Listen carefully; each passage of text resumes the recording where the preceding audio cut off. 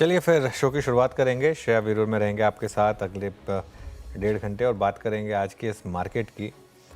और देखिए मार्केट में आज फिर गिरावट आई, हालांकि लोअर लेवल से हल्की सी रिकवरी है, लेकिन उसको क्या ही रिकवरी कहेंगे। और कल की रैली नहीं टिकी, आज हम फिर गिरे। और ये बात तो कहनी होगी कि सेंटिमेंट डोनाल्ड ट्रंप के उस बयान से बिगड़ा, क्योंकि कल ऐसा लग रहा था कि ठीक है मार्केट थोड़ा सा बेटर हो रहा है। और एक चीज़ है क्लियर कि अब जो बड़ा ट्रेंड है बाज़ार का वो शायद थोड़ा नेगेटिव हो चुका है। 24,500 550 के वापस हम काफ़ी करीब। और अब ये देखना होगा कि इसको हम तोड़ेंगे या नहीं। और अगर आज डे लो पर बंद हुए तो वो सेंटिमेंट को काफ़ी हद तक ख़राब करेगा। और आज तो मिड और स्मॉल कैप यहाँ पर भी गिरावट है, तो जिस मर्जी तरीके से देखें आप, आज मार्केट का दिन ख़राब रहा। Veeru, Shreya, good afternoon. Good afternoon. बिल्कुल खराब दिन, और जैसा कि आप बयान कर रहे थे, कल एक उम्मीद जताई जा रही थी निफ्टी के, जिस तरीके से निफ्टी कल कारोबार कर रहा था, लेकिन आज फिर से वो गवाता हुआ मार्केट ट्रंप के बयान के बाद।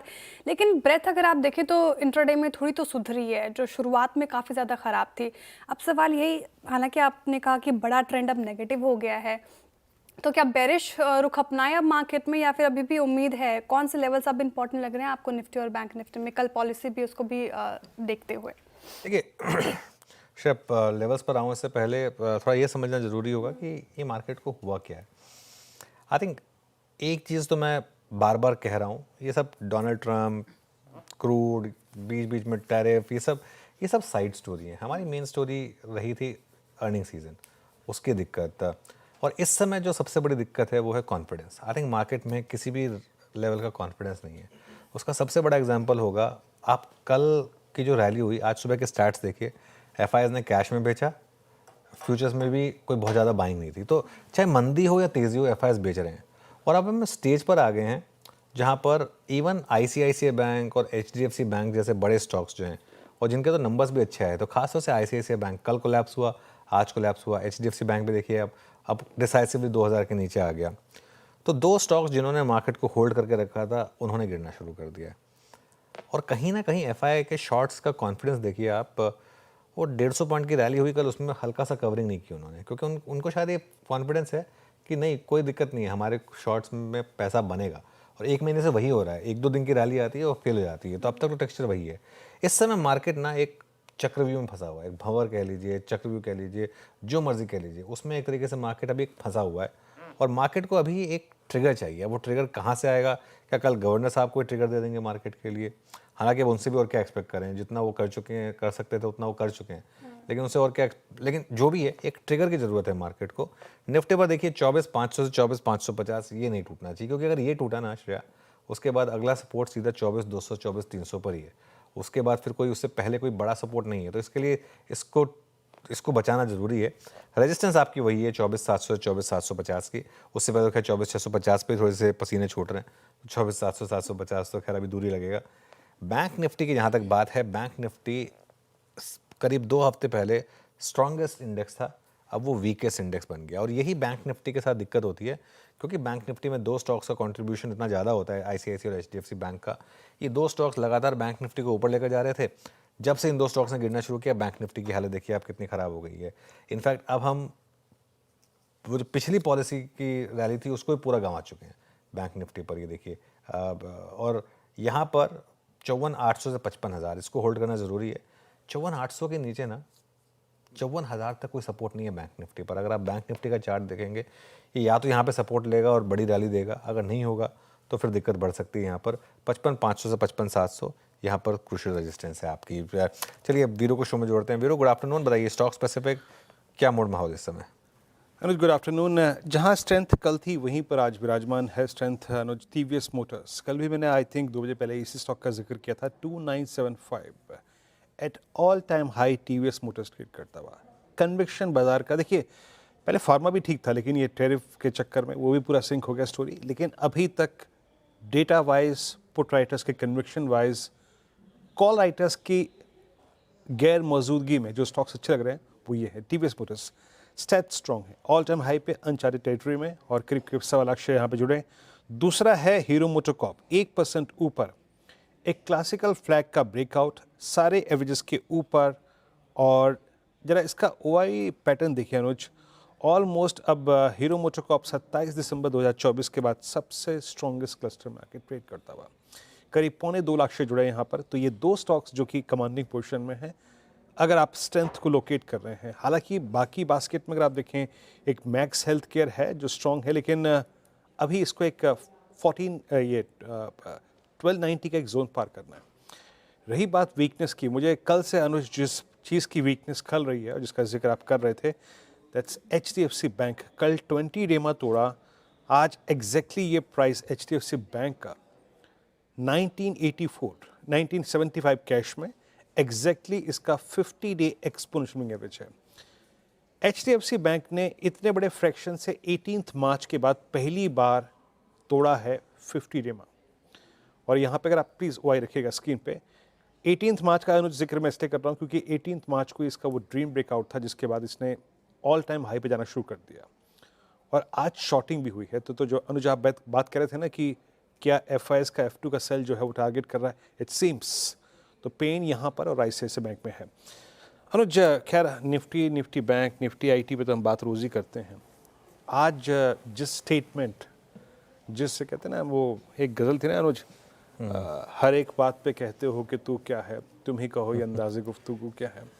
ये जब तक अंदाज़े गुफ्तगू चेंज नहीं होगा, तब्दील नहीं होगा ट्रम्प साहब का, तब तक क्या बाज़ार एक रीज़नेबल पुल बैक दे, स्ट्रेंथ दिखाए, हम पैसा डिप्लॉय करें, ये चीज़ अभी मुश्किल है क्या कहनी है अनुज? बिल्कुल। देखिए वीरू, एक चीज़ मैं आपको बताऊं, आज सुबह भी जो मैं एक चीज़ कह रहा था, एक होता है आपका हार्ट का रिस्पांस, एक होता है आपका दिमाग का रिस्पांस।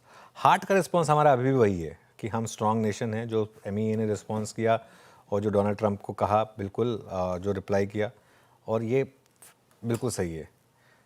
लेकिन जो हेड है वो तो यही कहेगा ना कि at the end of the day अनिश्चितता बढ़ी है, इसकी वजह से थोड़ी सी अनसर्टेनिटी बढ़ी है, और US all sudden done world की सबसे पावरफुल इकोनॉमी है और सबसे पावरफुल कंट्री है। तो अब एक तरफ तो हम ये कह रहे हैं कि चलिए ठीक है, हम हमारे फंडामेंटल स्ट्रांग हैं, हम मजबूत हैं, हमको जवाब देना आता है, लेकिन ये भी फैक्ट है, जैसे हम सुबह भी डिस्कस कर रहे थे, कि हमें भी उस थोड़ा सा उन दिशाओं में काम करने की ज़रूरत है। कैसे हम उस स्टेज पर आ सकते हैं जहाँ पर हमें किसी और के टेंट्रम का, मतलब किसी और का मूड ख़राब हो, उससे हमारा यहाँ पर मार्केट क्यों ख़राब हो, ये सिचुएशन नहीं होनी चाहिए। लेकिन उसके लिए हमें काम करना होगा, और उसमें आई थिंक यही स्टेटमेंट अगर फॉर एग्जांपल 2 साल पहले आई होती, जब हम एकदम अपनी बुल मार्केट में थे, मार्केट को कुछ फ़र्क नहीं पड़ने वाला था। लेकिन अब क्योंकि मार्केट खुद अपने इंटरनल, जिसे कहते हैं, दिक्कतों से जूझ रहा है, उसमें इस तरीके की चीज़ें जो हैं वो बेयर्स को एक एम्यूनेशन प्रोवाइड करती हैं।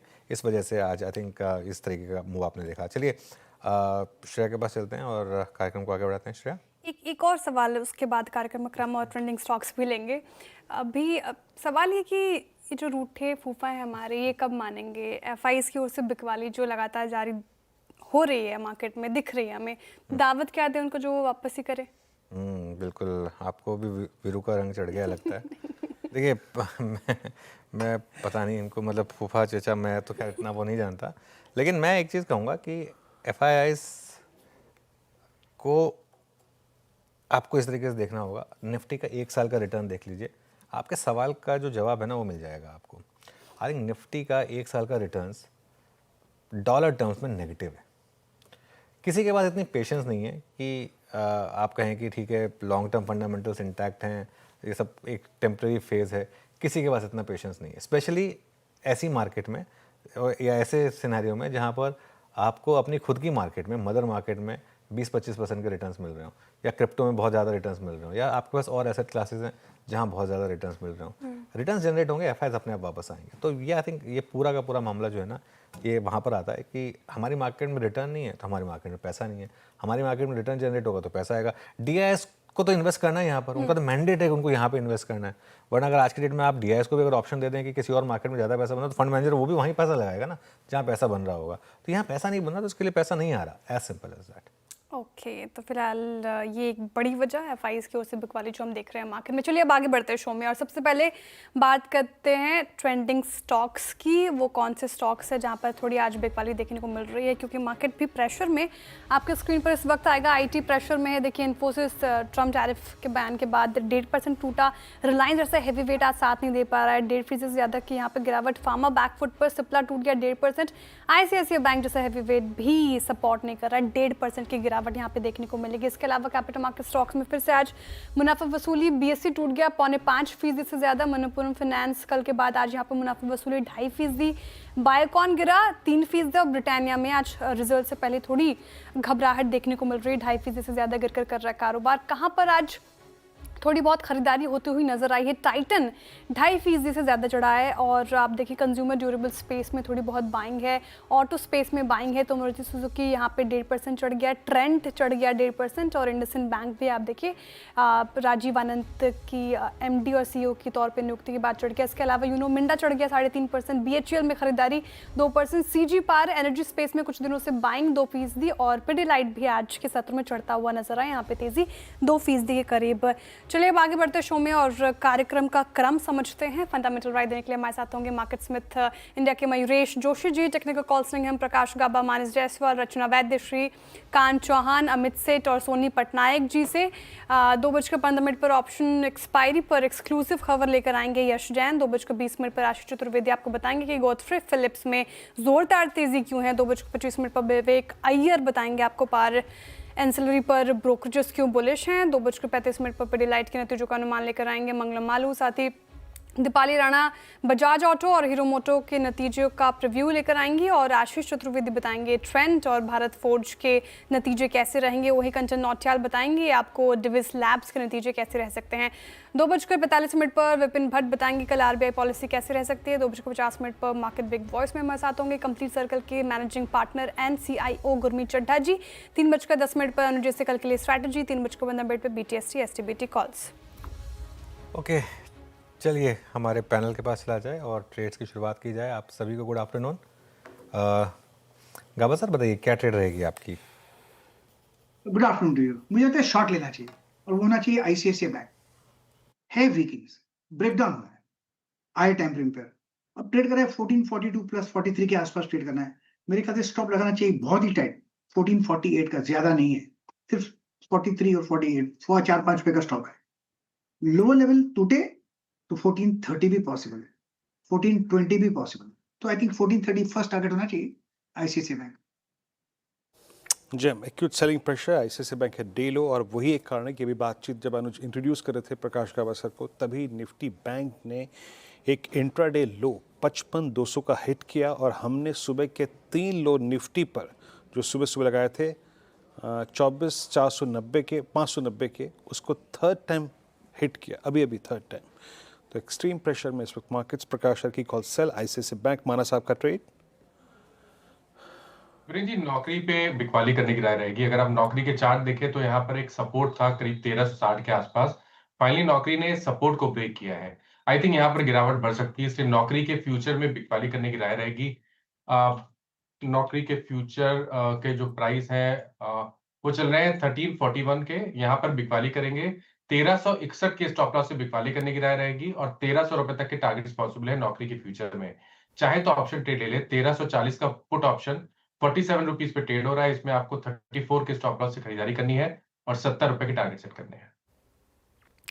ओके, इन्फो एज बिकवाली की राय यहाँ पे मानस जी की तरफ से 2 ट्रेड्स अभी तक आए और दोनों बिकवाली की राय है। यहाँ पे सेल साइड की ट्रेड्स है दोनों। रचना जी वेरी गुड आफ्टरनून, बताइए आप क्या पिक कर रही हैं? जी बिल्कुल, मैं भी शॉर्ट साइड पे ही रहूंगी एंड ट्रेंड के साथ जब तक रह रहे हैं तो अपॉर्चुनिटीज भी है और दिक्कत भी कम है। ट्रेंड से लड़ाई नहीं करनी है बस। तो हम कैनरा बैंक को शॉर्ट करेंगे। कैनरा बैंक में फ्यूचर्स पे हम अभी 107.5 के करीब है। अगर हम 108 का एसएल यहाँ पे लगा के इसको शॉर्ट करें तो इंट्राडे के हिसाब से 106.7 तक के टारगेट हो सकते हैं for the remaining part of the day. And अगर कोई पोजिशनल इसको कैरी भी करने को रेडी है तो 104 तक का नंबर भी दिख सकता है। ओके, चलिए तो ये इस समय कैनरा बैंक पर एक शॉर्ट ट्रेड। सुबह तो पीएसयू बैंक अच्छे थे, अभी तो यहाँ पर भी जज्बात बदल गए। अब अमित सेठ को जोड़ लिया जाए। अमित जी, गुड आफ्टरनून, बताइए आपके ट्रेड। जी good afternoon Anuj ji, good afternoon Viren ji and everybody on the panel. Anuj ji, मेरा कॉल इस समय का आइशर मोटर्स रहेगा। आइशर मोटर्स करंटली 5650 पे ट्रेड कर रहा है। स्टॉक अपने एक राउंडिंग पैटर्न से मूविंग एवरेजेस के बाहर आ रहा है। ऑटो टू व्हीलर्स में वैसे भी ट्रैक्शन है और इसका चार्ट काफी अच्छा है, तो इसे बाय करें। स्टॉप लॉस रहेगा 5590 का, 5590 का, और हमारे टारगेट्स रहेंगे 5750 और 5800 के। ओके, आयशर मोटर्स आपका यहाँ का बाय कॉल। ऑटो में स्ट्रेंथ है, ऑटो में स्ट्रेंथ है। सोनी जी, गुड आफ्टरनून, आपका ट्रेड इस वक्त का। जी गुड आफ्टरनून एवरीवन। मेरा यहाँ पे बाय रिकमेंडेशन है मैजडॉक पे। पिछले 5 डेज के हाईज को आज ब्रेक किया है। इनफैक्ट काफ़ी सेल ऑफ के बाद अपने 200 डेमा के सपोर्ट को स्ट्रांगली होल्ड करते हुए आज एक रेंज ब्रेकआउट दिखाया है। मैजडॉक में यहाँ बाय कर सकते हैं। ऑप्शन चेन ब्रेकआउट भी आया है 2815 के ऊपर, सो फ्यूचर्स पे खरीदारी कर सकते हैं। स्टॉप लॉस रहेगा 2785 और टारगेट है 2900 2920।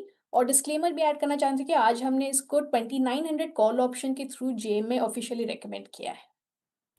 ओके, मजगांव डॉक सोनी जी के पिक यहाँ पे खरीदारी की राय। तो 5 ट्रेड्स लिए हमने, 3 सेल साइड की ट्रेड है, 2 बाई साइड की। गाबा जी ने आईसीआईसीआई बैंक में बिकवाली की राय रखी है। आप देख सकते हैं नीचे का टारगेट 1420 तक एक्सपेक्टेड है और 1448 का आपको लगाना है स्टॉप लॉस। मानस जी कह रहे हैं इन्फर्ज यानी कि नौकरी में बिकवाली कीजिए, 1300 के टारगेट देख रहे हैं वो, 1361 का स्टॉप लॉस।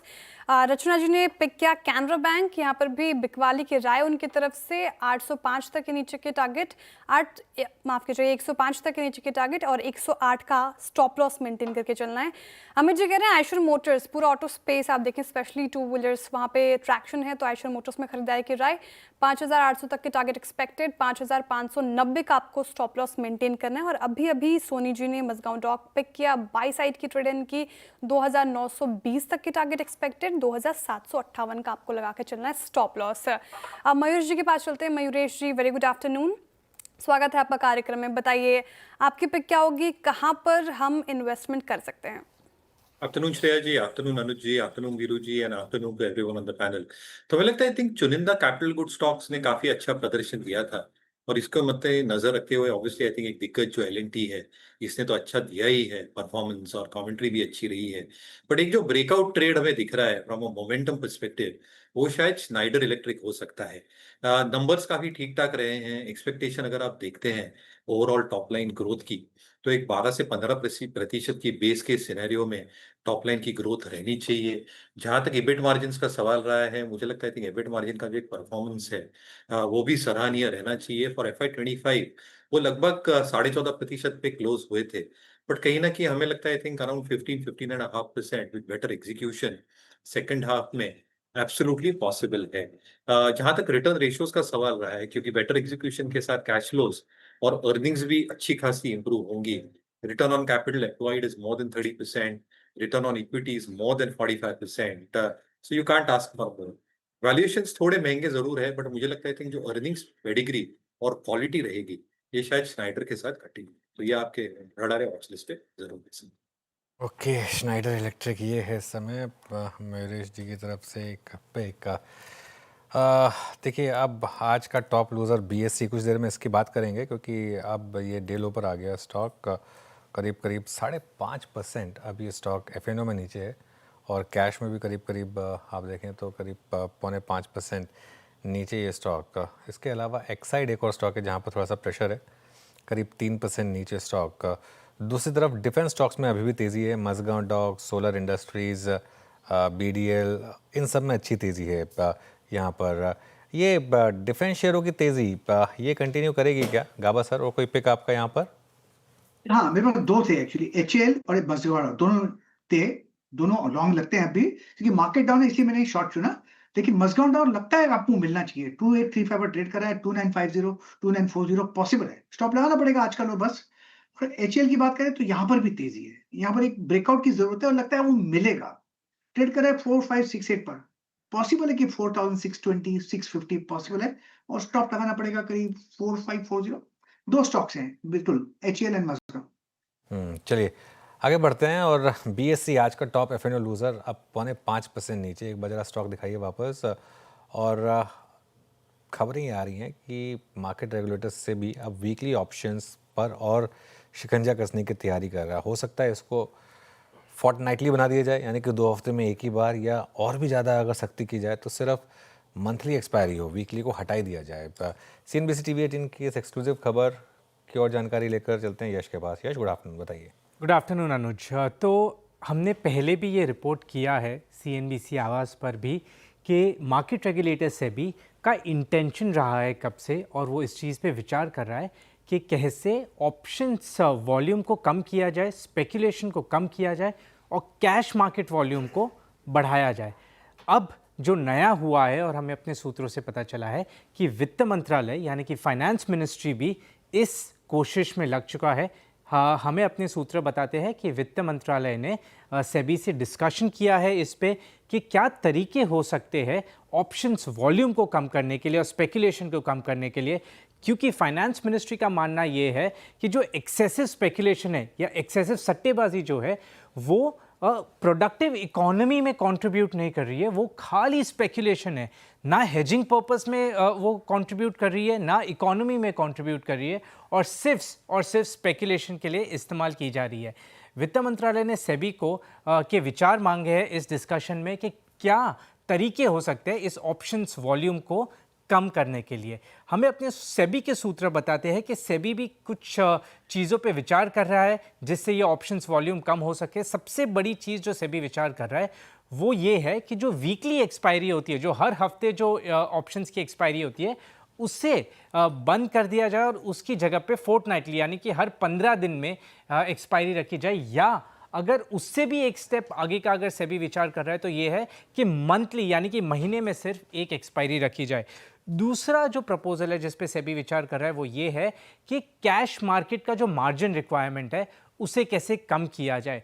एक और चीज़, सेबी गवर्नमेंट को ये भी प्रपोज कर सकता है कि जो सिक्योरिटीज ट्रांजैक्शन टैक्स यानी STT कैश मार्केट ट्रांजैक्शंस पे लगता है उसे भी कम किया जाए। इससे होगा ये कि एक इंसेंटिव मिलेगा कैश मार्केट ट्रांजैक्शंस को ऑप्शंस मार्केट ट्रांजैक्शन पे, और इससे ये होगा कि कैश मार्केट वॉल्यूम बढ़ते दिखेंगे एज अगेंस्ट ऑप्शंस वॉल्यूम। हमें अपने सूत्र बताते हैं कि सेबी इस पे विचार करेगा और उसके बोर्ड में विचार करने के बाद एक कंसल्टेशन पेपर आ सकता है जिसका स्टेक होल्डर व्यूज़ लेने के बाद उस पर रेगुलेशंस बनाए जा सकते हैं। शुक्रिया यश। तो ये इस समय एक इम्पॉर्टेंट स्टोरी, और BSE इस समय टॉप लूज़र। मयूरेश जी, इस गिरावट में खरीदेंगे या फिर अभी तो बस ये अवॉइड है BSE? नहीं, I think wait and watch करेंगे। आई थिंक अगर और थोड़ी गिरावट मिलती है तो बेहतर होगा, क्योंकि एक रनअवे रैली भी ये स्टॉक ने अच्छी खासी दी थी। वैल्यूएशंस भी आई थिंक अच्छे खासे महंगे हैं as we speak. But yes, अगर गिरावट मिलती है तो जरूर देखा जा सकता है। तो आई थिंक राह देखूंगा, और थोड़ा गिरता है तो डेफिनेटली बाय इनिशिएट किया जा सकता है। BSE, चलिए डायरेक्टर साहब एक बार BSE के इंट्राडे नहीं ऑल टाइम हाई ट्रेजेक्टरी लेके आइए। याद रखिएगा इट्स पोस्ट एडजस्टमेंट्स। अनुज, चाहे वो एंजल वन हो चाहे वो BSE हो, अब मैं CDSL को, HDFC AMC को और कैम्प्स को इस चर्चा से हटा देता हूँ, ठीक है ना। इट्स ऑल अबाउट एक्सचेंजेस, और क्योंकि एक IPO भी आने वाला है अनुज, इन सब की जो हमने इन सबको प्राथमिकताएं दी थी, जो वैल्यूएशंस दिए थे, आप मानते हैं कि उसमें 4 वीकली एक्सपायरीज, मल्टीपल इंडिसेस पे 4 वीकली एक्सपायरीज, वो स्टोरी थी। यहाँ तो आप जा रहे हैं 2015 वाले युग में, जब एक ही एक्सपायरी होगी, सारा का सारा कंसंट्रेशन वहीं होगा। वैल्यूएशंस पे जो बाजार देता है इनको, कितना बड़ा डेंट पड़ेगा इससे अनुज? बिल्कुल, देखिए वैल्यूएशन पर तो ऑब्वियस डेंट है एक वीरू, लेकिन इसमें इशू ये है कि आगे जाकर इनके पास, एक्सचेंजेस के पास कॉम्पनसेशन करने के और तरीके होंगे या नहीं होंगे। देखिए वॉल्यूम्स तो गिरेंगे, इसमें कोई डाउट नहीं है, और अगर फोर्टनाइटली की बजाय भी अगर सिर्फ मंथली होगा तो ऑब्वियसली काफ़ी इम्पैक्ट आएगा। मेरे ख्याल से 20-25% की करेक्शन आप मान सकते हैं कि स्टॉक्स में पॉसिबल है। लेकिन मेरा इस समय ना उसमें एक थोड़ा सा एक अलग है। आपको पता है, जब पिछले साल सेबी की स्टडी आई थी जिसमें निकाला गया था कि 90% F&O ट्रेडर्स पैसा गंवाते हैं, उसके बाद से फिर वो बैंक निफ्टी में वीकली एक्सपायरी खत्म की गई और सिर्फ मंथली कर दी गई। वो नंबर बढ़कर 90 से 93 पर आ गया। और एक चीज़ मैं आपको बता दूं, आप चाहे मंथली एक्सपायरी को अब वीकली एक्सपायरी को ख़त्म कर दें सिर्फ, और मंथली एक्सपायरी रखेंगे ना, वो नंबर फिर भी 90% ही रहने वाला है। वो ट्रेडिंग का उसूल है। ये ट्रेडिंग का उसूल है कि ट्रेडिंग में क्यों ट्रेडिंग, देखिए मैं एक चीज़ बताऊँ आपको, मेरे जो एक बहुत परम मित्र थे अश्विनी गुजराल जी, बहुत अच्छे ट्रेडर थे जिनको मैं one of the best traders मानता था। वो मुझे हमेशा एक चीज़ बोलते थे कि स्टॉक मार्केट में, और ये सिर्फ इंडिया का नहीं है, वर्ल्ड वाइड, ट्रेडर जो होता है ना उसको top of the food chain बोलते हैं, क्योंकि सक्सेस रेट काफ़ी कम होता है, लेकिन जो सक्सेस करता है ना उसकी वो पूरा पैसा ले जाता है। तो इस हिसाब से ये आप चाहे आप चाहे वीकली एक्सपायरी को आप ख़त्म कर दीजिए, उससे वो 10 और 90 का रेशो नहीं चेंज होने वाला है। हाँ, एक चीज़ ज़रूर है, कहीं ना कहीं ये जो पूरा का पूरा मामला हुआ था हेज फंड्स का, जो 1 लाख करोड़ का प्रॉफिट कमा कर ले गए, वो एक कहीं ना कहीं एक बैड प्रेस तो लेकर आता है ना आपके लिए। देखिए 1.5 साल पहले तक रेगुलेटर का व्यू ये था कि हमारा काम रेगुलेशन करना है, हमारा काम ये नहीं है कि आप वीकली एक्सपायरी मतलब वीकली ऑप्शन में ट्रेडिंग करें या ना करें। ऑब्वियसली जैसे जैसे आपको इन्फॉर्मेशन मिलती है आपका व्यू चेंज हो सकता है और उसमें कोई बुराई नहीं है। अगर ये इन्फॉर्मेशन एक एक्स्ट्रा इन्फॉर्मेशन रही हो कि नहीं ये जो वीकली एक्सपायरीज थी इनका मिसयूज़ हो रहा है और इनके मिसयूज़ से डोमेस्टिक पैसा जो है वो पूरा का पूरा निकल कर किसी हेज फंड के थ्रू कहीं जा रहा है, तो ऑब्वियसली कहीं ना कहीं रेगुलेटर को और ऊपर फाइनेंस मिनिस्टर को इसका संज्ञान लेना होगा और उन्होंने इस पर काम किया है, गुड फॉर देम। लेकिन मुझे नहीं लगता कि इसका इम्पैक्ट वॉल्यूम पर पड़े, वो ज़रूरी है, लेकिन मुझे नहीं लगता कि इससे आपका कोई वो सक्सेस रेशो चेंज होने वाला है। वो सक्सेस रेशो मार्केट का अपना एक खुद का एक होता है, वो साइकोलॉजी का गेम है। वो कोई ऐसा नहीं है कि सिर्फ क्योंकि लोग वीकली एक्सपायरी में सट्टा ज़्यादा करते हैं इसके लिए ज़्यादा पैसा लूज करें। हाँ, क्वांटम कम हो जाएगा लॉस का, जो ओवरऑल क्वांटम था 1 लाख करोड़ का वो शायद कम हो जाएगा। मयूरेश, एक बात पूछो आपसे, एक सेंसिबल अप्रोच क्या है? मान लीजिए मेरा पोर्टफोलियो में BSC था, मेरे पोर्टफोलियो में मान लीजिए कि CDSL था, HDFC AMC था, क्या ये झुकाव थोड़ा सा फॉर द टाइमिंग साल सवा साल के लिए आप अपने एक्सपोजर को थोड़ा एक्सचेंजेस से हटा के, हाउसेस से हटा के थोड़ा सा AMC से फोकस करें? क्या ये एक तर्कसंगत रीज़न है, लॉजिक है क्या? ये बिल्कुल है वीरू जी। आई थिंक दो चीजें, एक I think with in the space HDFC और आदित्य बिरला AMC में हम इन्वेस्टेड है लोकल और ग्लोबल पोर्टफोलियोज में। दो चीजें, एक आई थिंक जैसे इक्विटी कंट्रीब्यूशन बढ़ते जाएगा अगले कुछ सालों तक, everybody knows the financialisation story, और ये ग्रोथ आनी लाजमी है वेदर वी लाइक इट और नॉट। और इसलिए I think all these fund houses जिसका एक इक्विटी बेस, डेट बेस अच्छा खासा हो गया है, जो इक्विटी बेस अच्छी तरह से ग्रो हो रहा है, जो ऑपरेटिंग एक्सपेंसेस अब अच्छे खासे काबू में आ चुके हैं, कहीं ना कहीं आई थिंक इंक्रीमेंटली जैसे पैसे फ्लो होंगे, एसेट्स अंडर मैनेजमेंट बढ़ेंगे, वो सारे रिफ्लेक्ट होंगे फाइनेंशियल्स में। दूसरा I think in terms of alternate assets, it's not just mutual funds that they are managing, but alternate assets, PMS, ये भी सारी स्कीम्स ये रन करते हैं। और जैसे I think the number of HNI households अपने देश में डबल होने की उम्मीद है अगले 10 वर्षों में, कहीं ना कहीं उनको प्रोफेशनल एडवाइस की जरूरत पड़ेगी। Obviously, you've seen a lot of AIFs, PMSs come through, but जो कोर एसेट मैनेजर्स हैं यहाँ पे जो सिग्निफिकेंट ग्रोथ है, और जो एक एम्प्लॉय स्ट्रेंथ है, जो कॉस्ट ऑप्टिमाइजेशन मॉडल इन्होंने अभी डेवलप किया with years of experience in the market, कहीं ना कहीं इंक्रीमेंटली ये नंबर्स पे प्ले आउट होगा। तो मैं आपके तंग सर्कल से बिल्कुल सहमत हूँ। I think AMCs over a longer period of time अच्छा कर सकते हैं। ओके, तो ये पूरी चर्चा कैपिटल मार्केट स्टॉक्स के ऊपर और थोड़ा सा रुझान अब AMCs की तरफ जाता है, जिस तरीके से ट्रेंड थोड़ा बदल रहा है मार्केट में। चलिए, अब लूजर्स की बात हो गई है, टॉप लूजर्स की, लेकिन गेनर की बात करते हैं। हीरो ऑफ द डे आज कौन सा स्टॉक? गॉडफ्रे फिलिप, आप देखिए 10% के करीब इंट्राडे में उछला। रिजल्ट आए, रिजल्ट के बाद ही एक्शन देखने को मिला। थोड़ा और डिटेल में समझते हैं आशीष चतुर्वेदी से। आशीष, गुड आफ्टरनून, बताइए 10% का गेन आज इस पर्टिकुलर काउंटर में देखने को मिला, क्या रही वजह? Good afternoon. देखिए, ये स्टॉक ऐसा है जो लगातार आउट परफॉर्मर साबित रहा है पिछले 6 महीने में। साल की शुरुआत से YTD ऑलमोस्ट 96% स्टॉक हो गया डबल। एक साल में देखें तो 150% तक के रिटर्न्स इस स्टॉक में आपको देखने को मिले, और इसके पीछे कारण ये कि स्टॉक में लगातार परफॉर्मेंस काफ़ी बढ़िया देखने को मिला। आप Q1 की बात करते हैं, बहुत बढ़िया नंबर्स यहाँ पर देखने को मिले थे। जो रेवेन्यू है 1170 करोड़ से बढ़कर 1486 करोड़।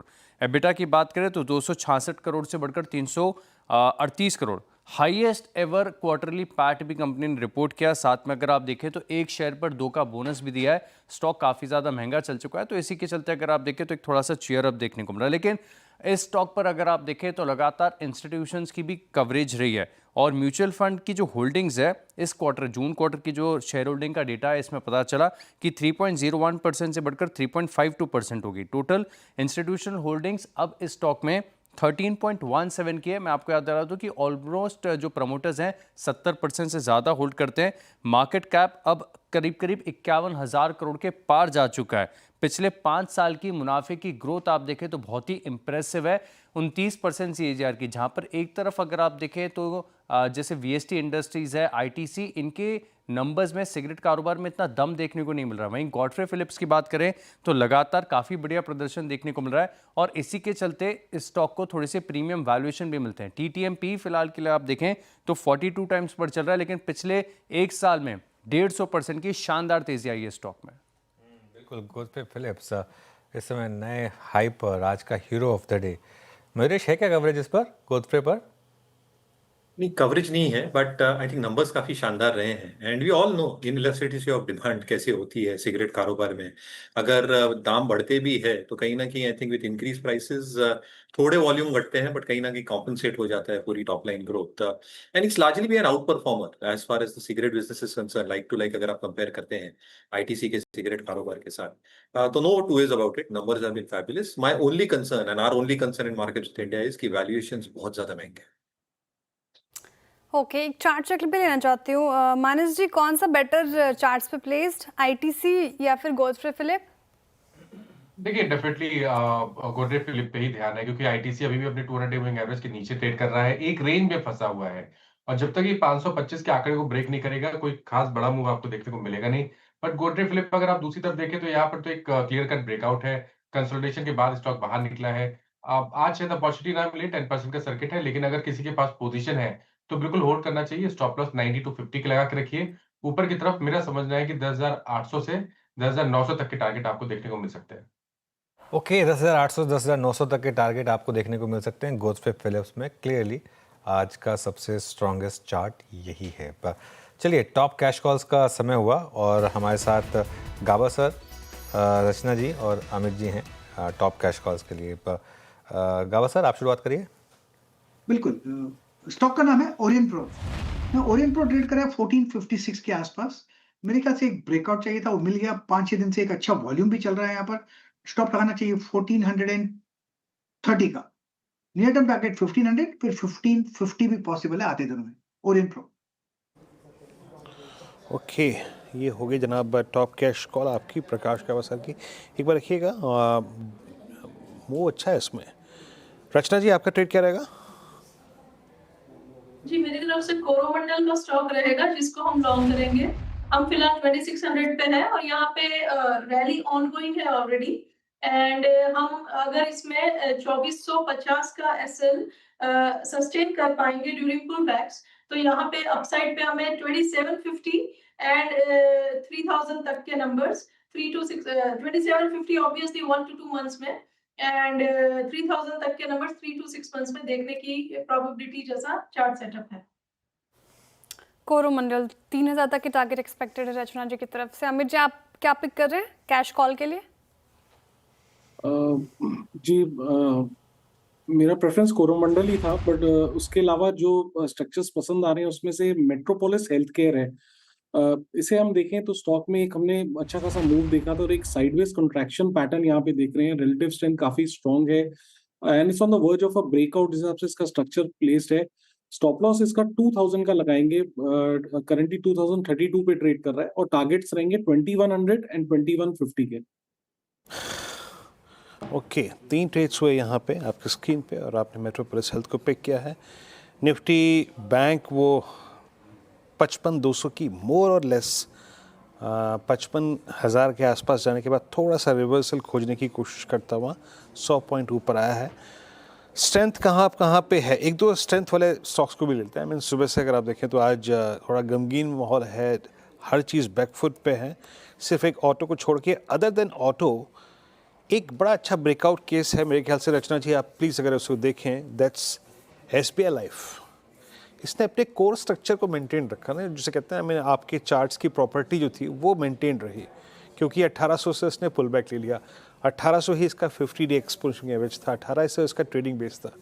अब ये 1860 हिट करता हुआ जो इसका इस क्लस्टर का हाई है, आप कैसे अप्रोच कर रहे हैं? नॉट एग्जैक्टली अभी, अगर आपको कल परसों में एक स्ट्रॉन्ग स्ट्रक्चर लॉन्ग ट्रेड के लिए निकालना हो तो वो ये कैसा रहेगा? ये डेफिनेटली बहुत अच्छा रहेगा और बहुत ही कम नाम है इस टाइम पे मार्केट में जहां पे इस तरीके का मोमेंटम देखने को मिले और यहाँ पे 2 दिन से वो मोमेंटम सस्टेन है। अभी और स्पेस इसमें अवेलेबल है जो इस काउंटर को 1880 तक लेके जा सकता है। अभी हम 1860 पे है, तो जो भी माइनर 5-10 रुपीस की जब भी कोई पुल बैक आए तो उसमें आप एंटर कर सकते हैं। जब तक ये काउंटर 1840 के ऊपर क्लोजिंग देता रहेगा तब तक 1880 एंड 1900 के लिए रेडी नजर आ रहा है। ओके, 1900 के 1900 के टारगेट एक्सपेक्टेड है। SBI लाइफ में डे हाई पर कर रहा है कारोबार 1.5% की तेज़ी के साथ। इनफैक्ट जिस स्पेस में और कुछ काउंटर्स शामिल हैं, आप देखिए सीमेंस में आज बाइंग है 1.5% से ज़्यादा। CG पार 2.5% के करीब चढ़कर कारोबार कर रहे हैं। इसके अलावा NHPC इस लिस्ट में शामिल, यहाँ पर बाइंग नज़र आ रही है एनर्जी स्पेस में। और सोनी जी आप बताइए, CG पार 2.5% की तेज़ी के साथ कर रहा है कारोबार, कोई बात नहीं है। अमित जी आपसे जानना चाहूँगी, CG पार 2.5% की तेज़ी यहाँ पर देखने को मिल रही है CG पार में, क्या यहाँ से करना चाहिए? स्ट्रैटेजी क्या होगी इस पर्टिकुलर काउंटर पर भी फिलहाल? जी देखिए, CG पावर में पिछले 5-7 कैंडल्स के कंसोलिडेशन का एक हमने रेंज ब्रेकआउट देखा है। अच्छी बात यह है कि ये कंसोलिडेशन 200 EMA पे हुआ था और आज के सत्र में स्टॉक ने अपना 10, 20, 50 तीनों क्रॉस किया है इस रेंज ब्रेकआउट के साथ। तो यहाँ पे एक नियर टर्म बाई बनता है। रेजिस्टेंस हमारा लगभग 693 के आसपास आता है, तो इसे बाय करें। स्टॉप लॉस रहेगा 670 का और टारगेट्स हमारे रहेंगे 693 के for the time being. Okay, चलिए श्रीकांत को भी जोड़ते हैं शो में। श्रीकांत, गुड आफ्टरनून, बताइए क्या रहेगी आपकी ट्रेड? गुड आफ्टरनून अनुज, गुड आफ्टरनून एवरीवन। तो देखिए, मुझे लग रहा है कि मार्केट में वैसे काफ़ी सिलेक्टिव एक्टिविटी देखने मिल रही है और बेस्ट पार्ट ये है कि मार्केट ने अभी तक 24,500 600 के लेवल्स को अभी तक काफ़ी अच्छी तरीके से मेंटेन किया हुआ है। स्टॉक स्पेसिफिक अगर बात करें तो मुझे लग रहा है कि यहाँ पे डॉक्टर रेड्डी, ये स्टॉक काफ़ी अच्छा करेक्ट हुआ है। डॉक्टर रेड्डी करेक्टेड फेज में आ चुका है और मुझे लगता है कि करंट लेवल्स अराउंड 1200 के करीब इसे काफ़ी अच्छा सपोर्ट है।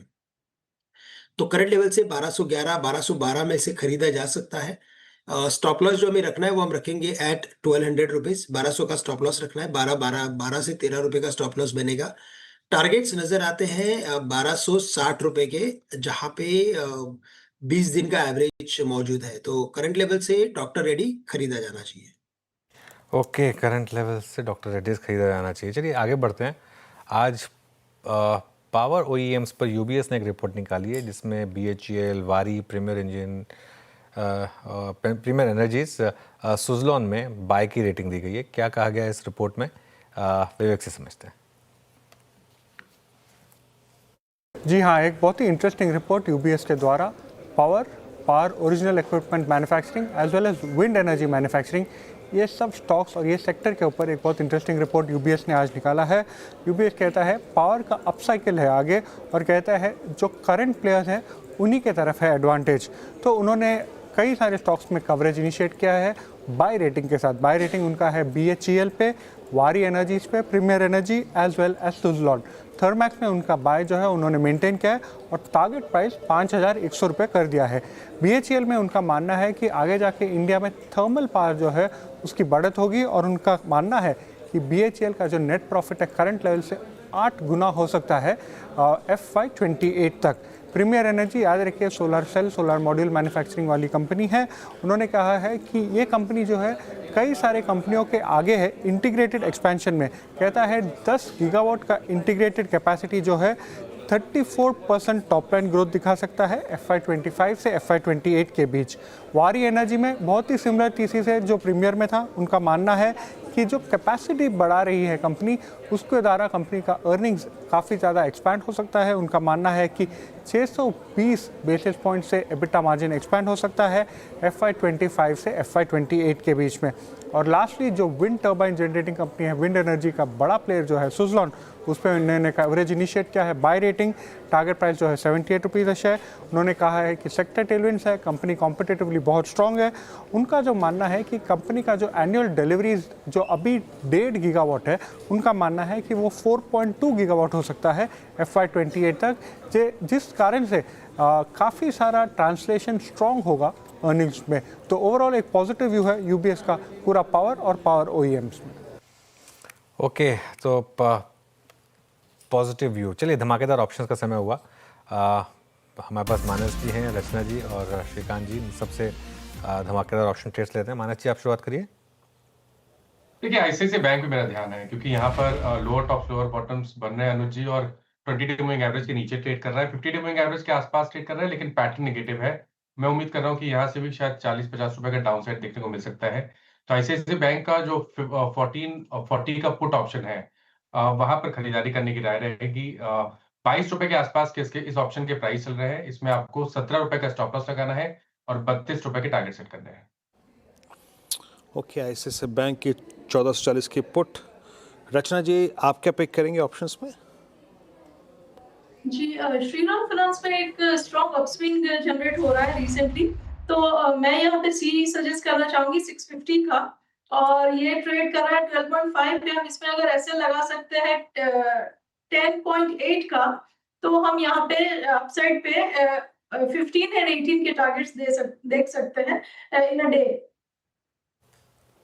ओके, श्रीराम फाइनेंस निचले स्रोत से अच्छी रिकवरी। श्रीकांत जी, आप क्या पिक कर रहे हैं ऑप्शंस में?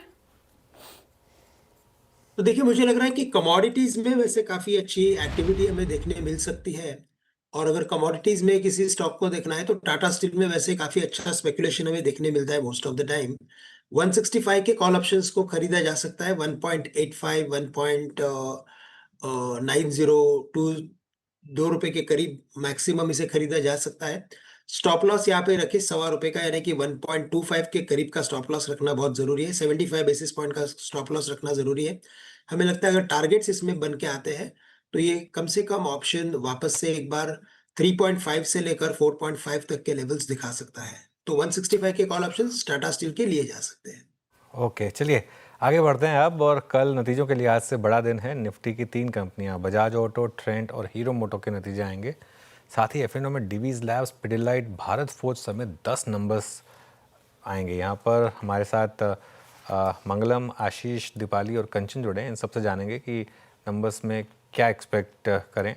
और शुरुआत करते हैं बजाज ऑटो और हीरो मोटो के नंबर्स के साथ। दीपाली, क्या एक्सपेक्ट करें? हीरो मोटो के नंबर्स का शुरुआत करते हैं। नंबर्स सबड्यूड रह सकते हैं। दरअसल ओवरऑल जो सेल्स रही इस क्वार्टर में वो भी कमजोर थी, और साथ ही साथ अप्रैल में सप्लाई कंस्ट्रेंट्स की वजह से कुछ समय के लिए कंपनी का प्रोडक्शन भी हॉल्ट पर था, जिसका इंपैक्ट अर्निंग्स पर दिखाई देगा।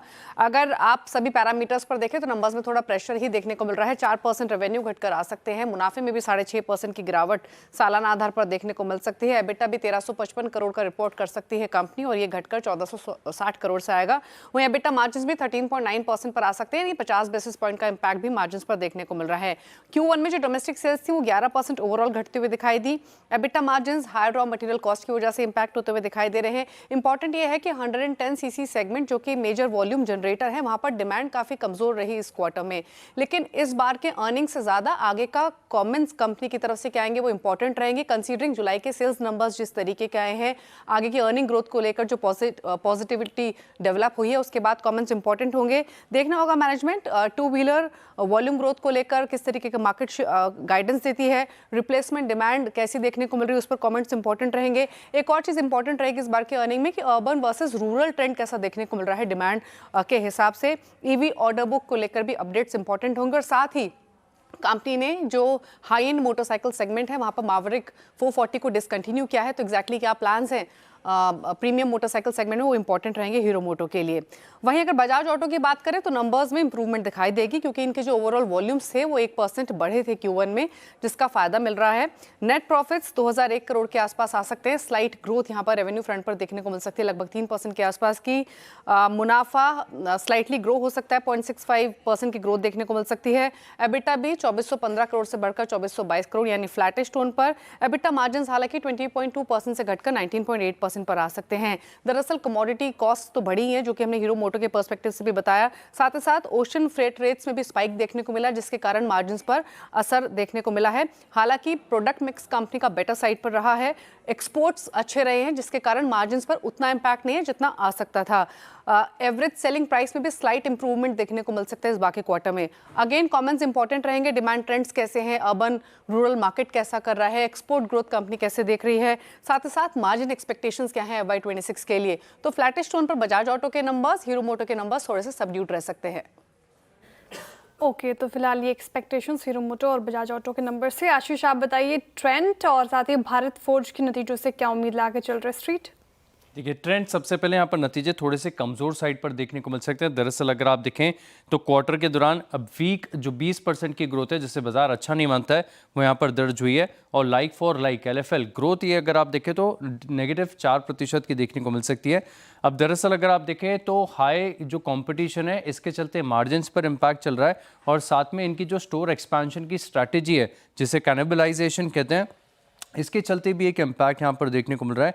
जो ज़ूडियो की स्टोर काउंट है ये 766 हो गई है, वेस्ट साइड की हो गई है 248। क्वार्टर के दौरान कुछ खास बड़ा एडिशन यहाँ पर आपको देखने को नहीं मिला, लेकिन जैसे कि मैंने बताया कि कंपटीशन लगातार बढ़ता जा रहा है और मार्केट शेयर को इन्हें ग्रैब करना है, इसके चलते एक इम्पैक्ट है। अब बात करते हैं नंबर्स की, तो नंबर्स यहाँ पर रेवेन्यू के लिहाज से 23% की ग्रोथ आपको देखने को मिल सकती है। 4,104 करोड़ से बढ़कर 5,061 करोड़, ये आंकड़ा आपको देखने को मिलेगा।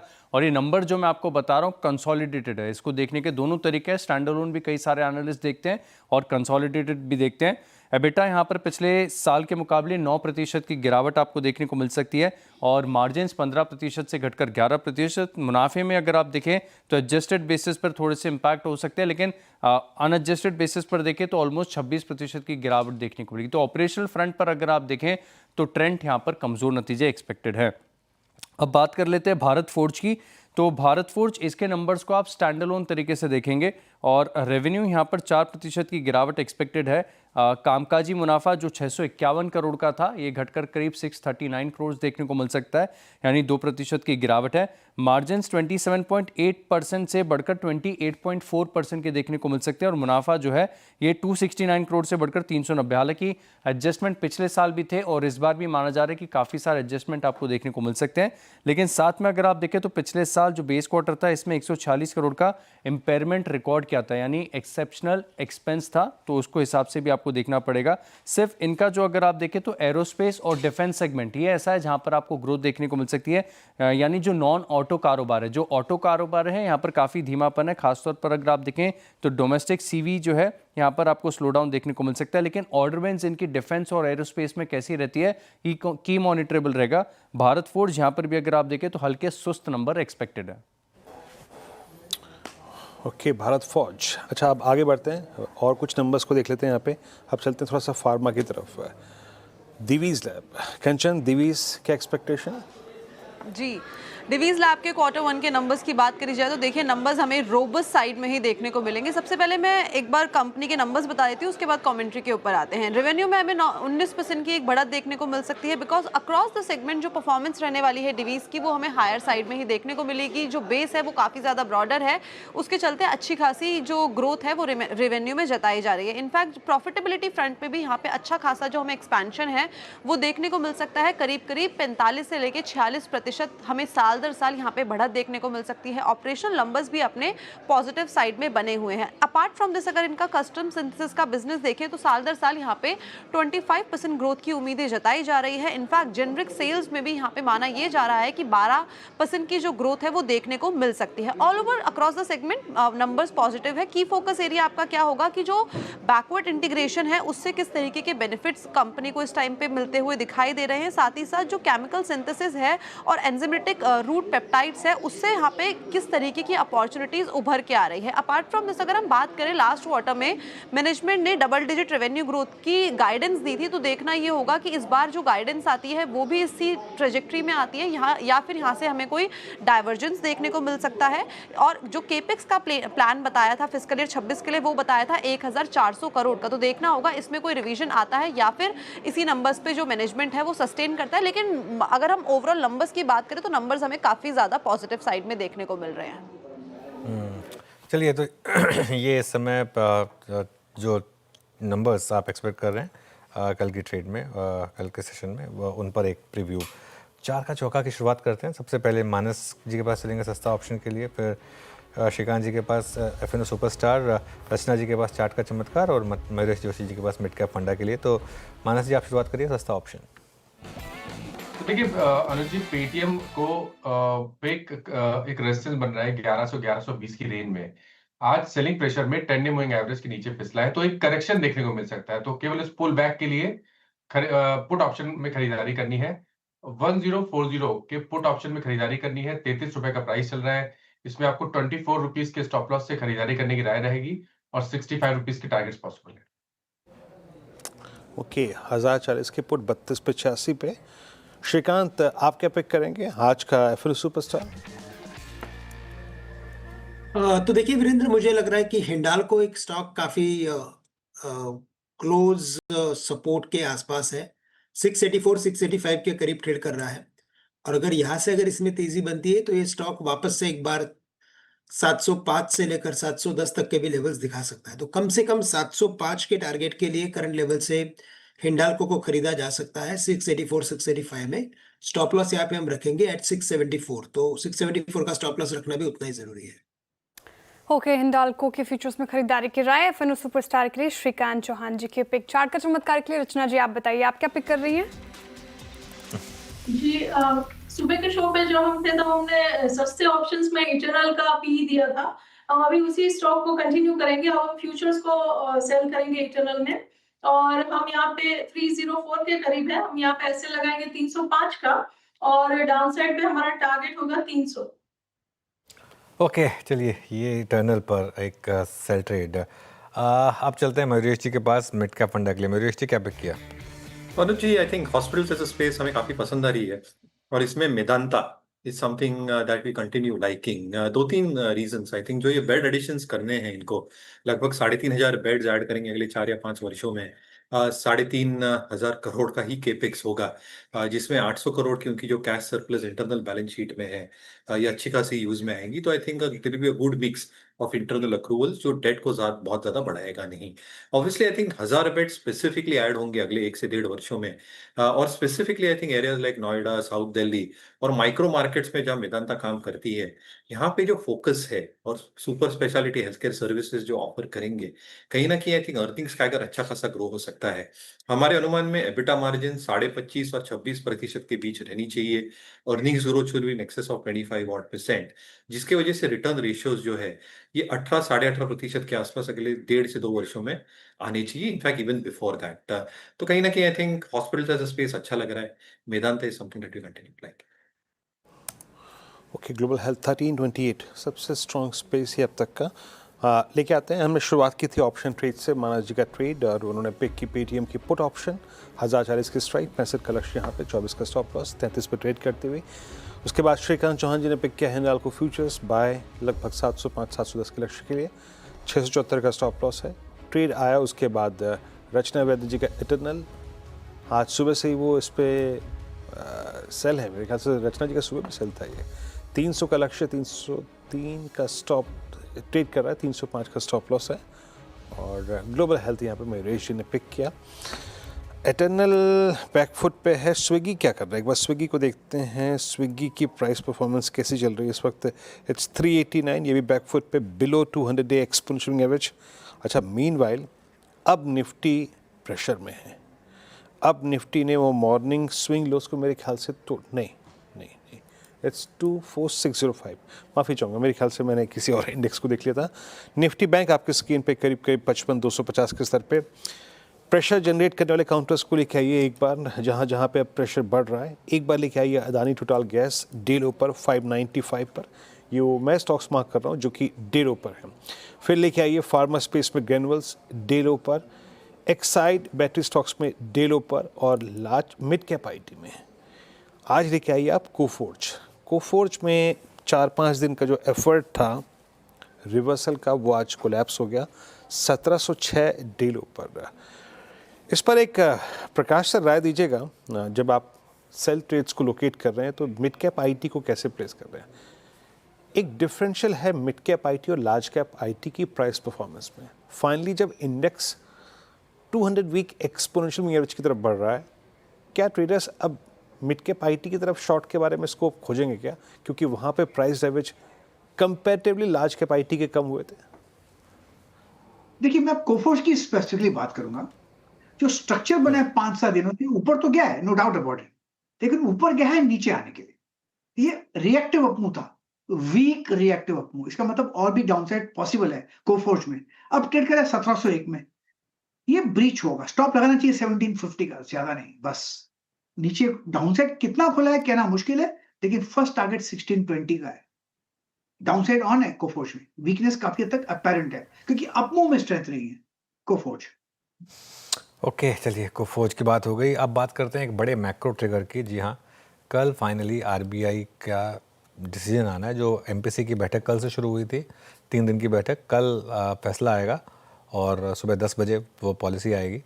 विपिन जी समझते हैं कि एक्सपर्ट्स क्या मान के चल रहे हैं कि पॉलिसी से क्या एक्सपेक्ट करें, क्योंकि पिछली पॉलिसी में आरबीआई ऑलरेडी एक 50 बेसिस पॉइंट का तोहफा दे चुका था। विपिन जी गुड आफ्टरनून, बताइए क्या एक्सपेक्ट कर रहे हैं? Good afternoon sir. तो एक्सपेक्टेशन ऐसे हैं कि overloading, front loading last time हो गई थी और लग रहा था कि बस इसके बाद आरबीआई अब फिलहाल थोड़ा सुस्ताएगा, आगे केस टू केस बेसिस पे वो तय करेगा। उसने अपना स्टांस भी न्यूट्रल कर दिया था, लेकिन कल जब बातचीत हो रही थी तो एक बात थोड़ी सी आश्चर्यजनक ही लगी कि पहले तो हमारे 2 इकोनॉमिस्ट बोले कि हाँ हम मानते हैं कि रेट कट होगा। अदिति नायर उसमें शामिल थी और डीके जोशी साहब शामिल थे। हालांकि जयेश मेहता जी पहले एग्री नहीं कर रहे थे, लेकिन बातचीत करते करते उन्होंने भी कहा कि अब मुझे भी लग रहा है कि रेट कट आना चाहिए। एंड द रीज़न बीइंग, उनका मानना है कि शायद जिस तरह का पूरा माहौल बन गया है और ख़ासतौर पे जो ट्रंप साहब रोज़ कुछ ना कुछ कर रहे हैं, उसके चलते आरबीआई के लिए अनसर्टेनिटीज़ आगे ज़्यादा बढ़ेंगी। तो जब तक इन्फ्लेशन कंट्रोल में है और चीज़ें उनके हाथ में हैं, वो मौका गंवाना नहीं चाहेंगे। और चूंकि ग्रोथ भी दिख रही है उनको कि अभी पूरी तरह से पटरी पर नहीं है, थोड़ा और पुश लगेगा तो वो ग्रोथ के लिए एक रेट कट दे सकते हैं। ये उनका रीज़न था। आगे हो सकता है कि क्रूड ऑयल और तमाम दूसरी चीज़ों से और टैरिफ के दूसरे मैटर्स से थोड़ा इन्फ्लेशन पे दबाव आए, जो कि ईयर एंड तक दिखने लगेगा, तो तब मौका नहीं बनेगा। इस बार मौका बन सकता है, तो शायद आरबीआई इस मौके को हाथ से नहीं जाने देगा। तो तीनों ने यूनानिमसली कहा है कि रेट कट देखने को मिल सकता है। कितना मिल सकता है, पहले से तो उन्होंने हमें कुछ नहीं कहा था, लेकिन जब हमने पूछा तो उन्होंने कहा कि 25 बेसिस पॉइंट वो एक्सपेक्ट कर रहे हैं। थोड़ा ऊपर नीचे, मतलब ये जो हम एब्सोल्यूट नंबर देखते हैं ना 25-50, शायद इससे आगे पीछे भी हो जाए, लेकिन 25 बेसिस पॉइंट वो मीडियन होगा जहां पर उनका एक्सपेक्टेशन है। बाकी कमेंट्री बड़ी इंपॉर्टेंट होगी। स्टांस चूंकि पहले ही पिछली पॉलिसी में बदला है, न्यूट्रल पे आए हैं, तो उसमें कोई छेड़छाड़ आरबीआई नहीं करेगा। बड़ा इंपॉर्टेंट होगा ये सुनना कि आगे इस बदलते माहौल को आरबीआई कैसे देख रहा है। बिल्कुल, तो चलिए देखते हैं। एक रेट कट शायद फिर भी एक्सपेक्टेड है, एक रेट कट बचा भी था सिस्टम में, शायद उसको फिर एक बार फ्रंट लोड किया जाए। Let's see. अब सुबह 10 बजे कल पॉलिसी आएगी। अब एक काम करते हैं, एक छोटा सा ब्रेक लेते हैं, उसके बाद हमारे साथ कंप्लीट सर्कल के मैनेजिंग पार्टनर और सीईओ गुरमीत चड्ढा जुड़ेंगे, उनसे करेंगे मार्केट पर बातचीत।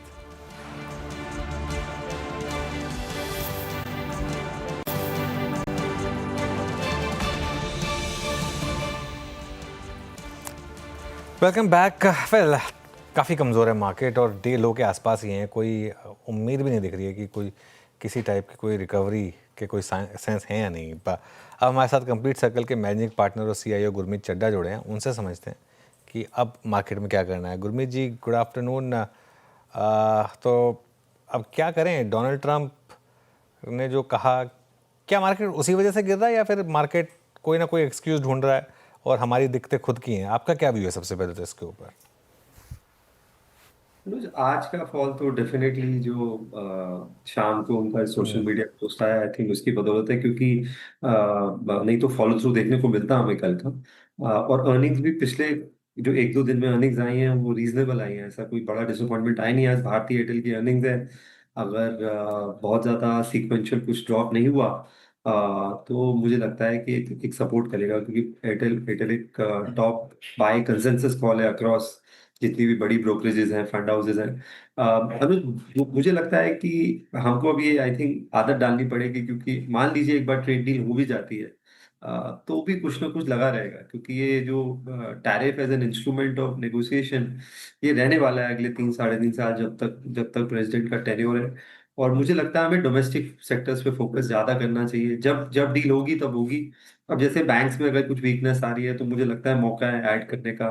कोई भी डोमेस्टिक फेसिंग सेक्टर जहाँ पे टेलविंड्स अच्छी हैं, अब जैसे पावर इक्विपमेंट स्पेस है, कैपिटल गुड्स है, रूरल कंजम्पशन है, जो हमें अपटिक देखने को मिल रहा है, जहां भी डोमेस्टिक ट्रेंड्स अच्छे हैं और वहां पे अगर कोई वीकनेस है इस किसी सोशल मीडिया पोस्ट की बदौलत, तो वहां हमें ऐड करना चाहिए। एट द सेम टाइम अनुज थोड़ा सा अर्निंग ग्रोथ बढ़ा आना पड़ेगा। जब तक 11-12% नहीं आएगा, हमारा जो पैग है वो करीबन 3 के आसपास है। अगर आप 7-8% अर्निंग ग्रोथ लेते हैं तो उस लेवल पे एफआईज नहीं आएंगे। और एक जो प्रेशर मार्केट का रहा है, चाहे आप 1-2 सप्ताह छोड़ दीजिए अप्रैल में के, पिछले साल भर से आप देखिए कंसिस्टेंट सेलिंग है, सिस्टमैटिक विड्रॉल प्लान टाइप्स है।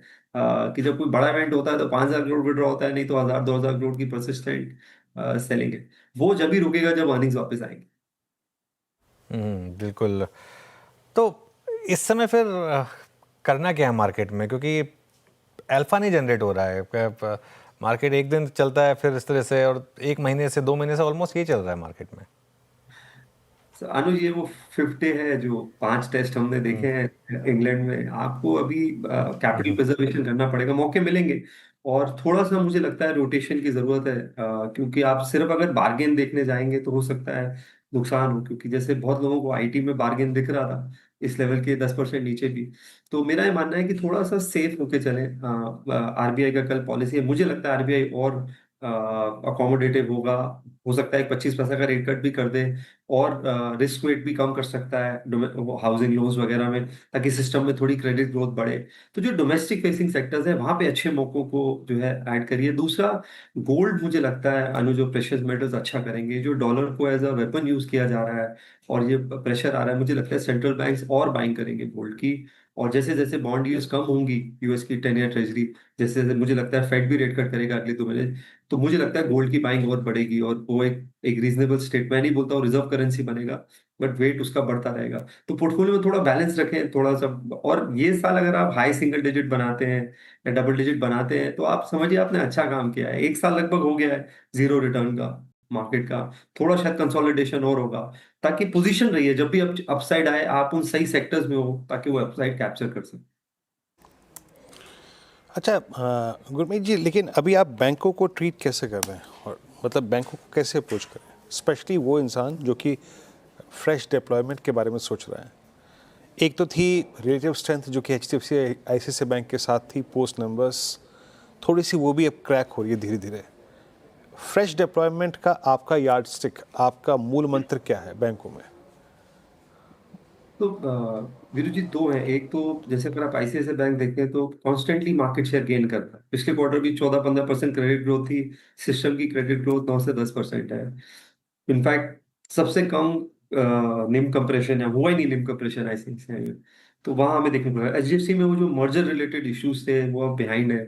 बोनस इशू भी डिक्लेयर हुआ है और आगे आपको ज्यादा एग्रेशन देखने को मिलेगा, स्पेशली जो हाई यील्डिंग एसेट्स होते हैं। लोन अगेंस्ट प्रॉपर्टी होता है, यूज का लोन होता है, लोन अगेंस्ट शेयर्स होता है, जहाँ पे आपकी रिलेटिव मार्जिन ऑफ सेफ्टी भी है और यील्ड्स बेटर आ सकती है, वहां पे फोकस कर रहा है। कॉर्पोरेट लोन्स में थोड़ा सा इनिशिएटिव देखने को मिल रहा है। तो आप टॉप यहाँ पे रहिए, नीचे फेडरल बैंक अच्छा है टियर 1 बैंक में, और मुझे लगता है एसबीआई भी काफी रीजनेबली वैल्यूड है, अंडर वैल्यूड भी बोल सकते हैं हम उसको। और आप ये जो स्टांस है ग्लोबली, आप देखिए बॉन्ड यील्ड जब धीरे धीरे नीचे आने वाली है, फेड भी रेट कट करेगा। मेरा टर्मिनल रेट 5% के आसपास होगा रेपो रेट का।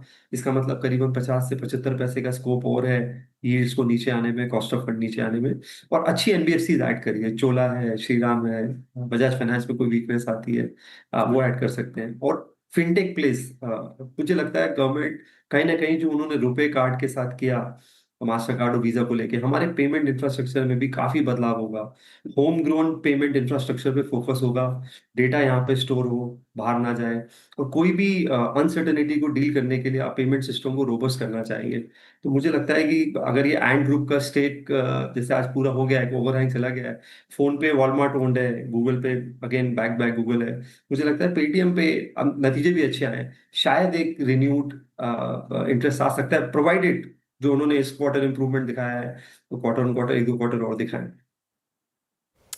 ओके गुरमीत जी, गुड आफ्टरनून। आपने बताया मार्केट में करना क्या है, आरबीआई पॉलिसी से आपकी क्या एक्सपेक्टेशंस है, और ऐसे में कौन कौन से सेक्टर्स में अभी दाव लग सकता है, लेकिन क्या नहीं करना है मार्केट में, कौन से सेक्टर से दूरी बना के रखना है, कौन सा सेक्टर आपको फिलहाल डेंजर जोन में नज़र आ रहा है? नहीं, मुझे नहीं लगता कोई भी सेक्टर ऐसा कोई डेंजर जोन में है।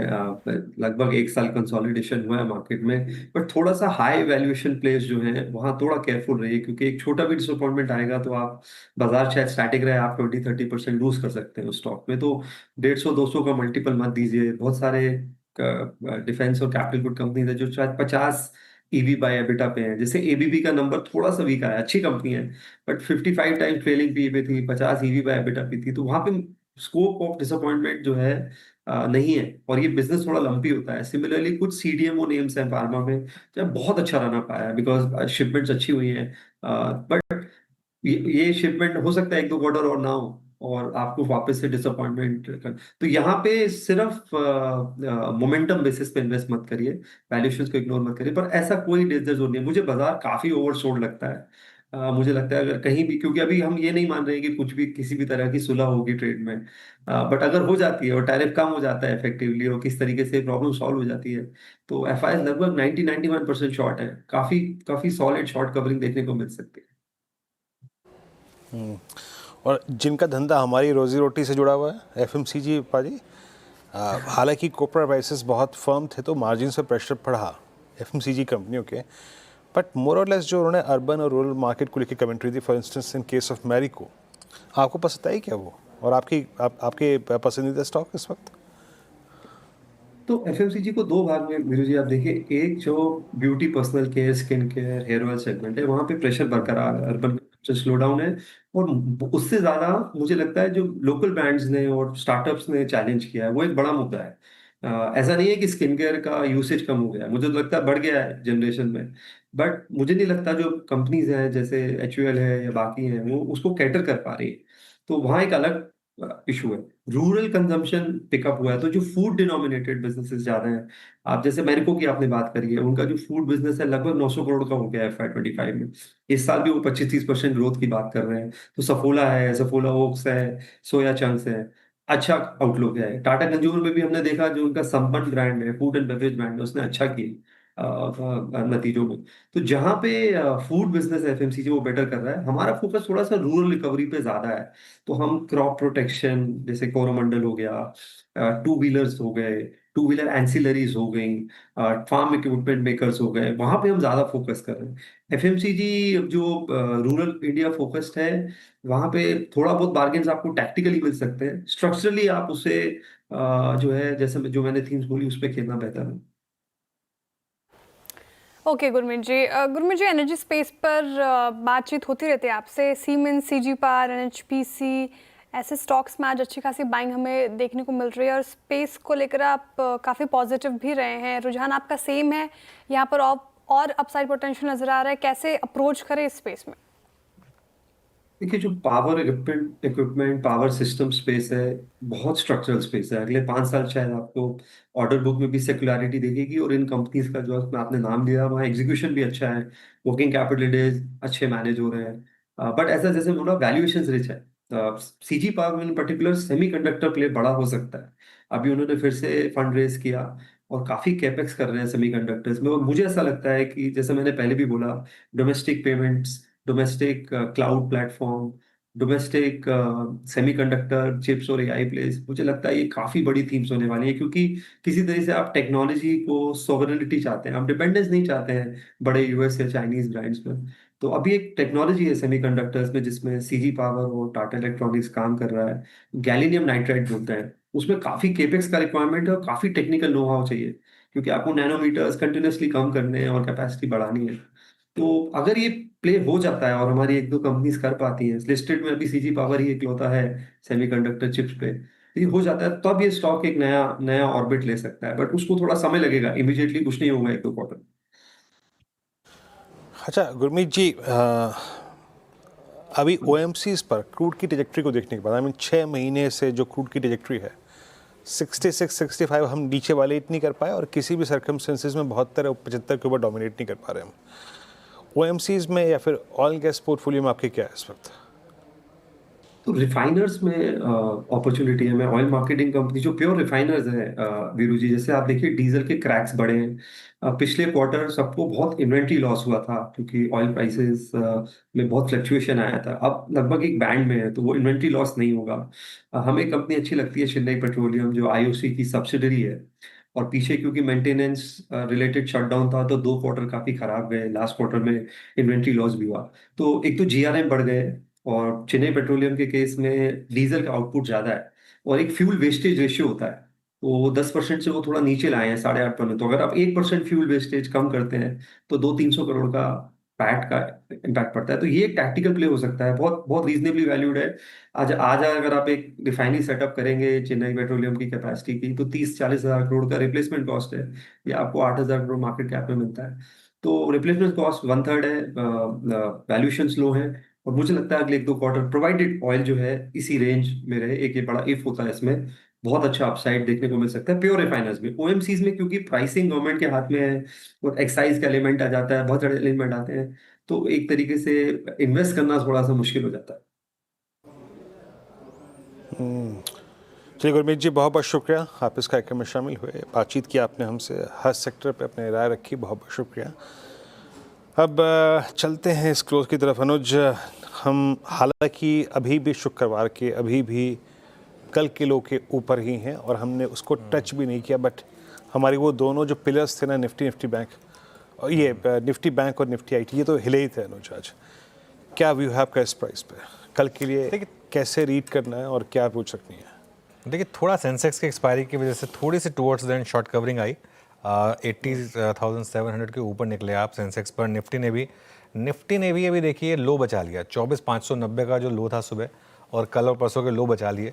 तो टेक्निकली आज मार्केट ने एक और इनसाइड डे बनाया, तो रेंज थोड़ी सी और छोटी हुई है आज। अब लेकिन एक चीज़ तो है वीरू, मार्केट में इस समय कोई कैरी करने का मतलब नहीं है। इस समय मार्केट बहुत टफ मार्केट है, ट्रेचरस मार्केट है, और वैसे भी ओवरनाइट रिस्क लेने का तो कोई मतलब नहीं है इस मार्केट। आपको याद हो कल हम बात कर रहे थे, कल मार्केट डे हाई पर बंद हो रहा था कि नहीं अभी हम कैरी नहीं करेंगे, क्योंकि यू नेवर नो, ऐसे ही आज भी हो सकता है, आज आप हो सकता है कोई शॉर्ट कैरी करे लेकिन कल गैप अप हो जाए। तो इस समय इंडिविजुअल स्टॉक स्पेसिफिक ठीक ठाक मूव्स मिल रहे हैं। स्टॉक स्पेसिफिक रहिए आप, ये देखिए back to back inside days रहे हैं हमारे लिए। स्टॉक स्पेसिफिक रहिए। इंडेक्स में मुझे लग रहा है कि अभी वीरू कुछ समय के लिए अवॉइड ही करना चाहिए। इंडेक्स अवॉइड करना है फिलहाल, और स्टॉक स्पेसिफिक मार्केट में आपको अवसर तलाश करने हैं। चलिए अब BTST और STBT ट्रेड्स लेते हैं। श्रीकांत जी बताइए, आप क्या पिक कर रहे हैं, BTST STBT? नहीं, तो देखिए मुझे लगता है कि BTST करना चाहिए, क्योंकि मार्केट एक रेंज के अंदर है पिछले 3 दिनों से, और मुझे लगता है कि कमोडिटीज में काफी अच्छी एक्टिविटी हमें ओवरऑल देखने मिलेगी। कोल इंडिया में अच्छा लग रहा है अभी। कोल इंडिया जो 379-380 के करीब की क्लोजिंग है, पिछले 2 दिन से भी इसके अगर वॉल्यूम को गौर करते हो तो वॉल्यूम काफी अच्छे बड़े हैं, और बेस्ड ऑन दैट मुझे लगता है कि ये स्टॉक कम से कम 390 रुपीज तक जा सकता है, 390 तक। तो 379-380 में इसे खरीदे। 375 का इसमें स्टॉप लॉस रखना जरूरी है। कोल इंडिया को अगर खरीदते हैं तो टारगेट्स 390 के होने चाहिए। ओके, मानस आप क्या कैरी करेंगे? तो देखिए, सीजी पावर के फ्यूचर में खरीदारी करके जाएंगे। काफी अच्छी क्लोजिंग देखने को मिल रही है, बेहतर वॉल्यूम्स है, 20 डे और 10 डे मूविंग एवरेज को रीगेन किया है। तो सीजी पावर के फ्यूचर में खरीदारी करेंगे। स्टॉप लॉस लगाएंगे 674 का और टारगेट सेट करेंगे 700 के। ओके, रचना जी आप क्या कैरी करेंगे कल के लिए? जी, हम श्रीराम फाइनेंस को कंटिन्यू करेंगे। थोड़ी देर पहले हमने इसमें ऑप्शन लिया था, अब इसके फ्यूचर्स को हम BTST में लेंगे, एंड यहाँ पे 629 पे ऐसे लगाएंगे। फ्यूचर्स पे हमारा टारगेट होगा 648। Okay, Shriram Finance. Gaba sir आप बताइए, आपने क्या पिक किया है? मैंने पिक किया है मैक्स हेल्थ, ट्रेड करा है 1275 के आसपास, स्टॉप लगाएंगे 1270 का, ₹5 का स्टॉप है।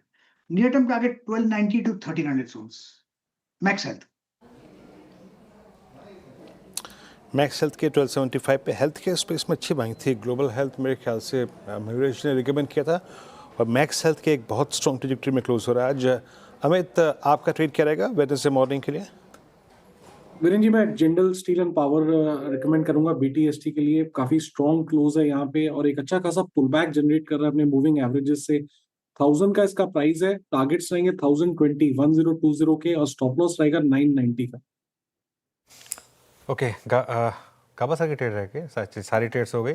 अब वीरू के पास चले मार्केट ब्रेथ के लिए। वीरू, कैसी रही मार्केट ब्रेथ आज की? दिखाते हैं अनुज आपको। मार्केट ब्रेथ खराब थी आज क्योंकि दोनों ही जो बड़ी बास्केट थी अनुज, निफ्टी IT और निफ्टी बैंक, दोनों पे डेंट पड़ा। और आप देखिए शॉर्टिंग का आंकड़ा आज बिल्कुल इन्वर्स है। कल 120 शॉर्ट कवरिंग थी, कल फ्रेश बाइंग बहुत नहीं थी, मेरे ख्याल से 60 कल था फ्रेश बाइंग का।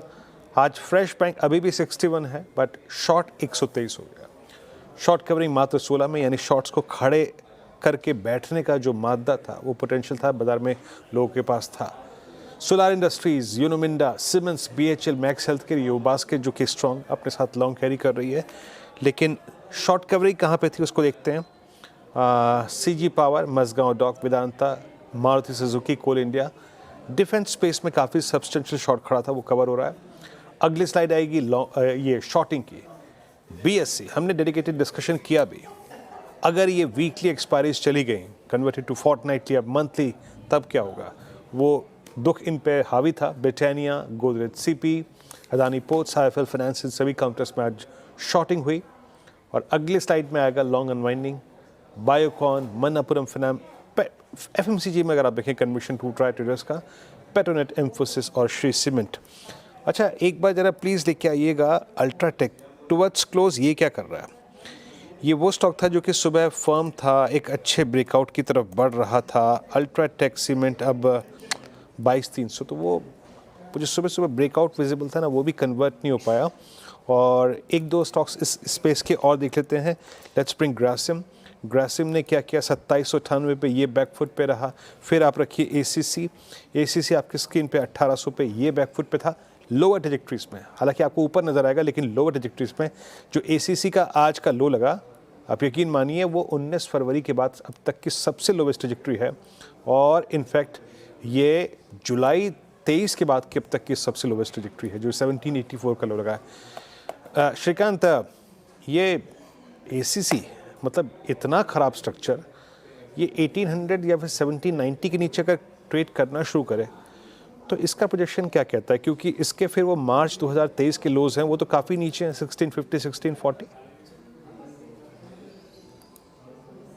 बिल्कुल वीरेंद्र, तो ऐसे बड़े जो इम्पोर्टेंट सपोर्ट्स होते हैं, अगर वो ब्रेक होते हैं तो उसके बाद एक बड़ा हमें सेल ऑफ भी देखने मिलता है।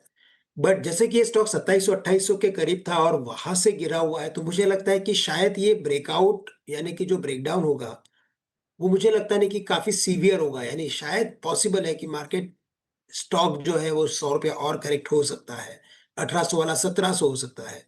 लेकिन मुझे लगता है कि उन लेवल्स के करीब इसमें सपोर्ट आना चाहिए और वापस से इसमें रिबाउंड या रिकवरी बन सकती है। ओवरऑल अगर आप इस स्पेस को देखें, सीमेंट स्पेस को, तो यहाँ पे इनफैक्ट देखा जाए तो ब्रॉडर बास्केट को अगर देखें तो इनफैक्ट यहाँ पे तेजी बनी है। तो मुझे लगता है कि ये सेल ऑफ जो है वो एक अपॉर्चुनिटी है फॉर दोज जिनको लॉन्ग टर्म व्यू के साथ कुछ खरीदना है इस मार्केट में, वैल्यू बाय करना है। तो करंट लेवल से तो मैं यही कहूंगा कि यस, इसमें ब्रेकडाउन हो सकता है, लेकिन 100 से ज्यादा रुपए का सेल ऑफ देखना काफी मुश्किल लग रहा है।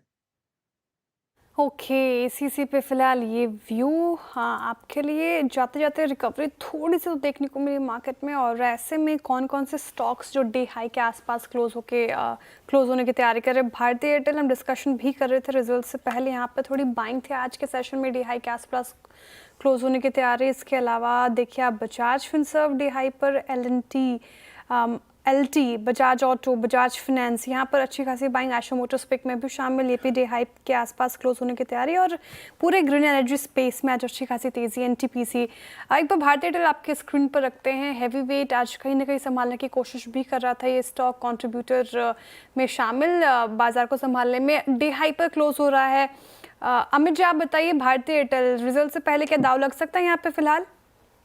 जी डेफिनेटली स्ट्रक्चर तो पॉजिटिव है। स्टॉक ने रिवर्सल दिखाया अपने सपोर्ट जोन जो कि 1880 के आसपास है। आज के सत्र में 2 से 3 दिनों के कंसोलिडेशन के बाद 10 और 20 डेमा रिगेन हुआ है। तो एज लॉन्ग एज 1920 छोटा सा स्टॉप लॉस 1920 होल्ड करता है, मुझे लगता है यहाँ पे 1975 तक के टारगेट्स पॉसिबल है। ओके, भारतीय एयरटेल नंबर से पहले थोड़ा सा स्टॉक में एक ट्रैक्शन आता हुआ, मार्केट में recovery I towards the end, लेकिन कितनी बिलीवेबल है, कितनी ये सिर्फ जो ट्यूसडे की वीकली एक्सपायरी का फैक्टर है वो है, ये कहना थोड़ा टफ होगा। लेकिन कुछ स्टॉक्स हैं जहाँ पर लास्ट के घंटे में अच्छी रिकवरी आई। अदानी पोर्ट्स उनमें से एक था, उसके अलावा भारतीय एयरटेल तो था ही ऑब्वियसली, वहाँ पर अच्छी रिकवरी आई। एक बार आप देखिए इंडसइंड बैंक, यहाँ पर भी लोअर लेवल से अच्छी रिकवरी आई। सुबह ये स्टॉक एज एक्सपेक्टेड ऊपर खुला, फिर नीचे आया और अब लोअर लेवल से फिर हल्की सी बाइंग यहाँ पर आपको देखने को मिलेगी। लेकिन कुल मिलाकर मार्केट अब क्लोज़ ऐसी है, अगर 15 मिनट पहले आप देख रहे होते तो ऐसा लग रहा था कि बहुत ख़राब क्लोज़ है, लेकिन पिछले 15 मिनटों में थोड़ा इम्प्रूवमेंट क्लियरली स्क्रीन पर विजिबल है। एक स्टॉक की ओर बात करते हैं, रिलायंस की। एक बार रिलायंस लेकर आइए, 1.5% नीचे रिलायंस इस समय पर। ये रचना जी, रिलायंस की प्रॉब्लम क्या है और यहाँ पर आपको लग रहा है कि ये स्टॉक वापस बाय जोन में है या थोड़ा अभी अवॉइड करेंगे? जी रिलायंस में थोड़ा प्रॉब्लम तो है और अवॉइड करना बेटर रहेगा। ये एक स्ट्रॉन्ग सपोर्ट पे तब पहुंचेगा जब ये 1300 के नजदीक पहुंचेगा। That could be seen as a reliable support, जहां से एक उम्मीद बनती है ट्रेडेबल स्विंग की। तो तब तक के लिए थोड़ा वेट कर लेना बेटर रहेगा। ओके, रिलायंस अभी थोड़ी दिक्कत नज़र आ रही है फिलहाल इस पर्टिकुलर काउंटर में। डिस्क्लेमर हमारी तरफ से कि हमारी पेरेंट कंपनी से एसोसिएटेड है, तो कोई भी खरीद फरोख्त आपको करनी हो तो अपने पर्सनल एडवाइज़र के सलाह के साथ ही करें रिलायंस में। इसके अलावा हम बात करते हैं इटर्नल काफ़ी ख़राब क्लोजर है आज के सत्र में। रिलायंस है ही, अभी जस्ट जिक्र किया हमने। ICICI बैंक, HDFC बैंक जैसा हैवी वेट, वहाँ पे प्रेशर था। ITC और जहाँ पर थोड़े एनर्जी और पावर स्पेस में बाइंग थी, अगर आप देखें तो पावर ग्रिड ये साथ देता हुआ नज़र नहीं आया। यहाँ पे थोड़े मुनाफा वसूली जियो फाइनेंशियल बेस लिस्ट में शामिल है, आज थोड़ा प्रेशर था इस पर्टिकुलर काउंटर में। इटर्नल पर हम चर्चा भी कर रहे थे, रचना जी ने ही ये पिक दिया था, सेल साइड की ट्रेड उनकी तरफ से। एक बार स्विगी भी रखते हैं आपके स्क्रीन पर और दोनों के रिजल्ट्स आपको याद होंगे, इटर्नल के, स्विगी के। इटर्नल के रिजल्ट जहाँ काफ़ी अच्छे स्ट्रीट ने रिवॉर्ड किया, स्विगी थोड़ा निराश किया था और स्ट्रीट ने पनिश किया था, आपको याद होगा। आज 4% नीचे स्विगी भी डीलों के आसपास, और इटर्नल में भी आज दिक्कत देखने को मिल रही है। क्विक कॉमर्स स्पेस जिस तरीके से स्विगी और स्पेशली इटर्नल अगर बात करें, हम लगातार इस पर चर्चा भी करते रहते हैं। मानस सर आप बताइए, जिस तरीके से इटर्नल और स्विगी में हम डेली कंपैरिजन करते हैं, क्या स्थिति थोड़ी बेहतर नज़र आ रही है या फिर अभी भी झुकाव इटर्नल की तरफ ही है? और जिस तरीके से गिरावट आज के सेशन में देखने को मिल रही है, क्या यहाँ पे खरीदारी का मौका है? देखिए, अगर दोनों को कंपेयर करें तो डेफिनेटली इटर्नल ज्यादा बेहतर लगता है। स्विगी 200 मूविंग एवरेज के नीचे फिसला है, इसलिए यहाँ पर अप्रोच कॉशियस रहेगी। अगर आपके पास लॉन्ग पोजीशन है तो 360 का स्टॉप लॉस लगाएं। इटर्नल करेक्ट हो सकता है, इटर्नल में एक रेजिस्टेंस बना है 312 रुपए के आसपास और 10 मूविंग एवरेज के आसपास ट्रेड कर रहा है। अगर ये 299 के नीचे फिसला तो करेक्शन डीप हो सकता है करीब 290 रुपए तक। लेकिन अगर आप इन्वेस्टर हैं, अगर आप 6 से 8 महीने के लिए ट्रेड करना चाहते हैं तो इटर्नल हर करेक्शन पे आई थिंक खरीदारी करनी चाहिए इटर्नल में, और एक स्टॉप लॉस 250 रुपए के नीचे लगाइए, क्योंकि लॉन्ग टर्म चार्ट बेहतरीन लगते हैं। मेरा समझना है कि 400 रुपए तक की टारगेट इटर्नल आने वाले 12 महीने में दिखा सकता है। 400 तक की टारगेट एक्सपेक्टेड है इटर्नल में, और हर डिप में बाइंग करने की फिलहाल स्ट्रैटेजी आपको अपनानी चाहिए। स्टॉप लॉस भी काफ़ी नीचे का 250 का स्टॉप लॉस आपको फिलहाल लगाकर इटर्नल में खरीदारी करने की राय। अब मार्केट का पंचनामा का टीज लेते हैं, और काफ़ी क्वेश्चंस आ रहे हैं आज के सत्र में। और जो क्वेश्चन पिक किया है NHPC आज यहाँ पे खरीदारी होती हुई नजर आ रही थी। हम डिस्कस कर रहे थे, एक बार स्क्रीन पर रखिए NHPC का चार्ट। ये देखिए डे हाई पर क्लोज होने की तैयारी और 2.5% की तेज़ी के साथ। हालांकि उन्होंने खरीद और क्वांटिटी नहीं बताई अपनी, करना क्या चाहिए योगेश गुप्ता जी पूछ रहे हैं। थोड़ा सा तो ट्रैक्शन है NHPC में। इनफैक्ट आज पूरा पावर सेक्टर, खासतौर से रिन्यूएबल्स और न्यू एनर्जी वाला पावर सेक्टर जो है उसमें थोड़ा ट्रैक्शन है श्रेया। लेकिन पता है ये स्टॉक जो है ना, इसमें पैसा बनाया है अगर आप सिर्फ बाय एंड होल्ड करके और रखा हुआ है आपने, डिविडेंड में ही पैसा बनाया इसमें। और 36 रुपये पे IPO आया था इसका, मेरे ख्याल से 18 रुपये तक गया था ये उसके बाद। तो अगर आप as a dividend yield play इसको डिप्स पे बाय करेंगे तो उस टाइप का स्टॉक है। उसके अलावा कोई बहुत ज़्यादा ठीक है, 5 साल में 3 गुना रिटर्न्स दिए प्लस डिविडेंड, तो लॉन्ग टर्म के हिसाब से अच्छा पैसा बनेगा इसमें, लेकिन ट्रेडिंग के हिसाब से नहीं है ये स्टॉक।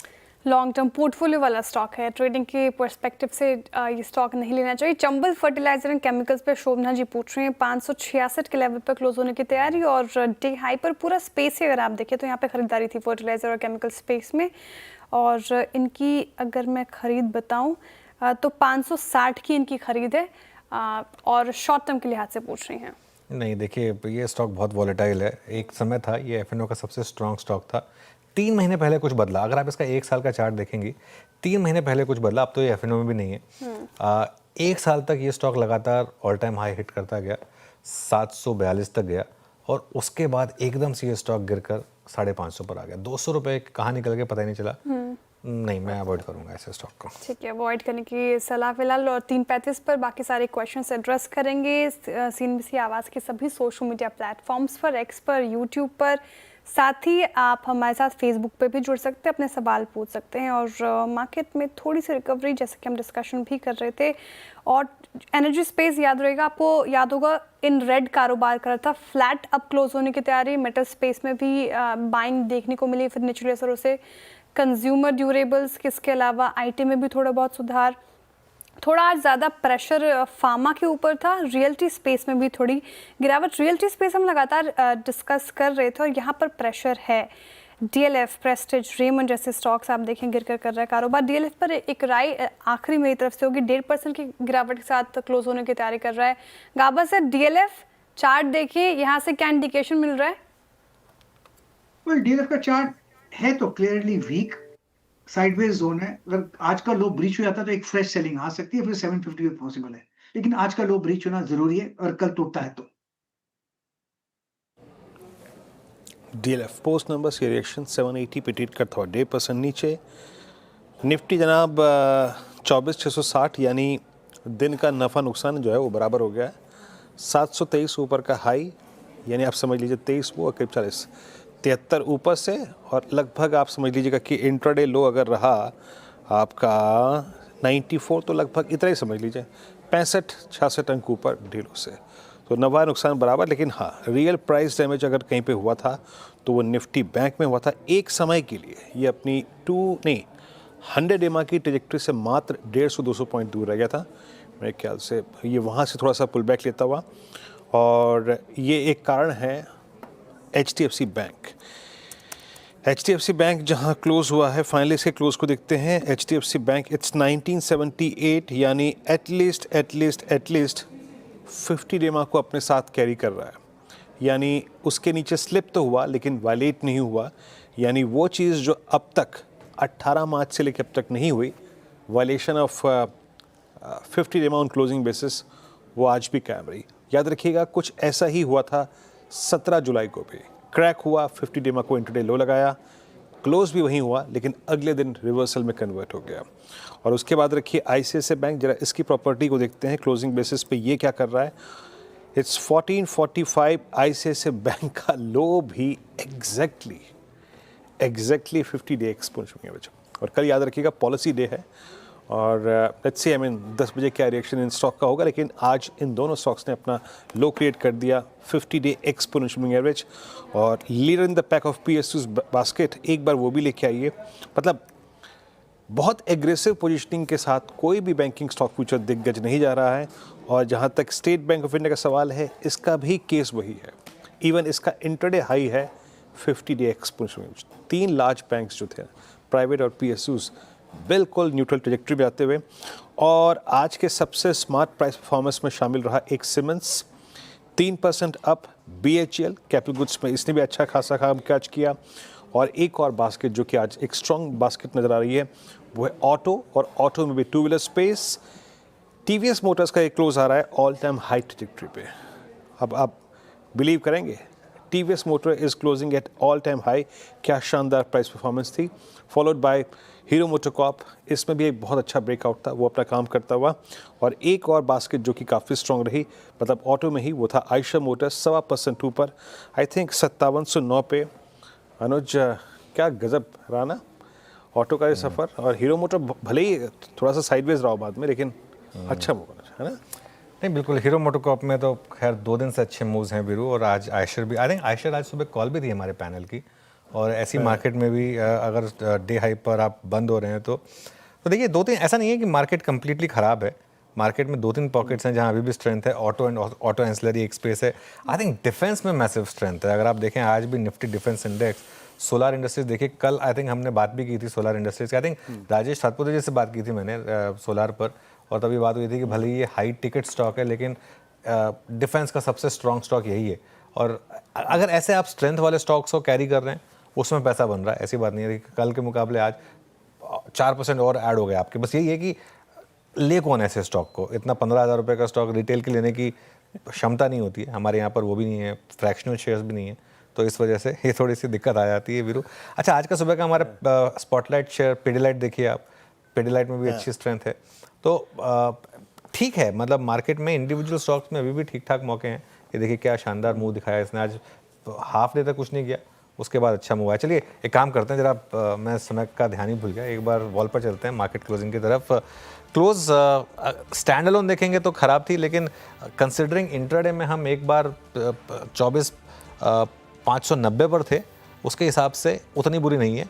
निफ्टी आईटी आधा % नीचे, बैंक निफ्टी भी करीब 0.5% नीचे, इनफैक्ट मिड कैप में भी 0.5% नीचे, तो सभी मेजर इंडेक्स 0.5% नीचे थे। स्मॉल कैप कम गिरा 0.2%, एडवांस डिक्लाइन इस वजह से इतना ख़राब नहीं था। 1060 बढ़ने वाले शेयर, 1660 गिरने वाले शेयर। एक बार जरा सेक्टोरल हीट मैप देख लेते हैं, उसके बाद आगे बढ़ेंगे। ये है आज का सेक्टोरल हीट मैप। देखिए डिफेंस इंडेक्स यहाँ पर थोड़ी सी तेज़ी है, ऑटो इंडेक्स और उसके अलावा कैपिटल गुड्स इंडेक्स यहाँ पर तेज़ी थी।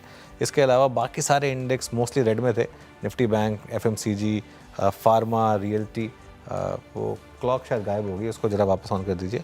ऑयल एंड गैस 1% नीचे था, और इंडिया विक्स करीब 2.5% नीचे था। चलिए एक बार निफ्टी का हीट मैप देखते हैं, और उसमें देखते हैं सबसे ऊपर टाइटन करीब 2% ऊपर, इंडसइंड बैंक भी 2% ऊपर, एसबीआई लाइफ, मारुति, कोल इंडिया, ट्रेंट, आयशर मोटर्स, भारतीय Airtel, Shriram finance, Bajaj finance, यहाँ पर अच्छे मूव्स थे। State bank of India, Larsen and Toubro, UltraTech cement, Kotak Mahindra bank, यहाँ पर अच्छे मूव्स थे। लेकिन निफ्टी 70 पॉइंट नीचे था, तो गिराया किसने निफ्टी को? सबसे बड़ा कंट्रीब्यूटर रिलायंस, करीब 1.5% नीचे, और इनफैक्ट इन्फोसिस। 4 स्टॉक्स थे mainly, Reliance, Infosys, ICICI bank और एचडीएफसी बैंक। हालांकि एचडीएफसी बैंक में कुछ हद तक थोड़ी सी रिकवरी आई, आईटीसी भी थोड़ा सा नीचे था, सन फार्मा। तो कुल मिलाकर ये आज की मार्केट की क्लोज, निफ्टी पर 70 पॉइंट नीचे 24,650 पर, और बैंक निफ्टी में करीब 55,400 पर। चलिए, तो अनुज शाम तक आते आते निफ्टी का नफा नुकसान बराबर हो गया। हालांकि 68 का नुकसान हुआ, लेकिन जो गोता लगाया था एक्चुअली शुक्रवार का लो, गुरुवार का, ये सोमवार का लो और मंगलवार का लो अभी तक कायम है। Let's hope for the best. और कल बुधवार का सेशन एक्सपायरी -1 डे, जिसे कहते हैं सैंडविच सेशन, वो कल आपका इंतजार करेगा। आपका कोई प्रश्न है तो ज़रूर पूछिए मार्केट का पंचनामा में। एक छोटे से विलंब के बाद CNBC आवाज़ के सभी सोशल मीडिया प्लेटफॉर्म्स पे फिर होगी कल मुलाकात। तब तक के लिए नमस्कार।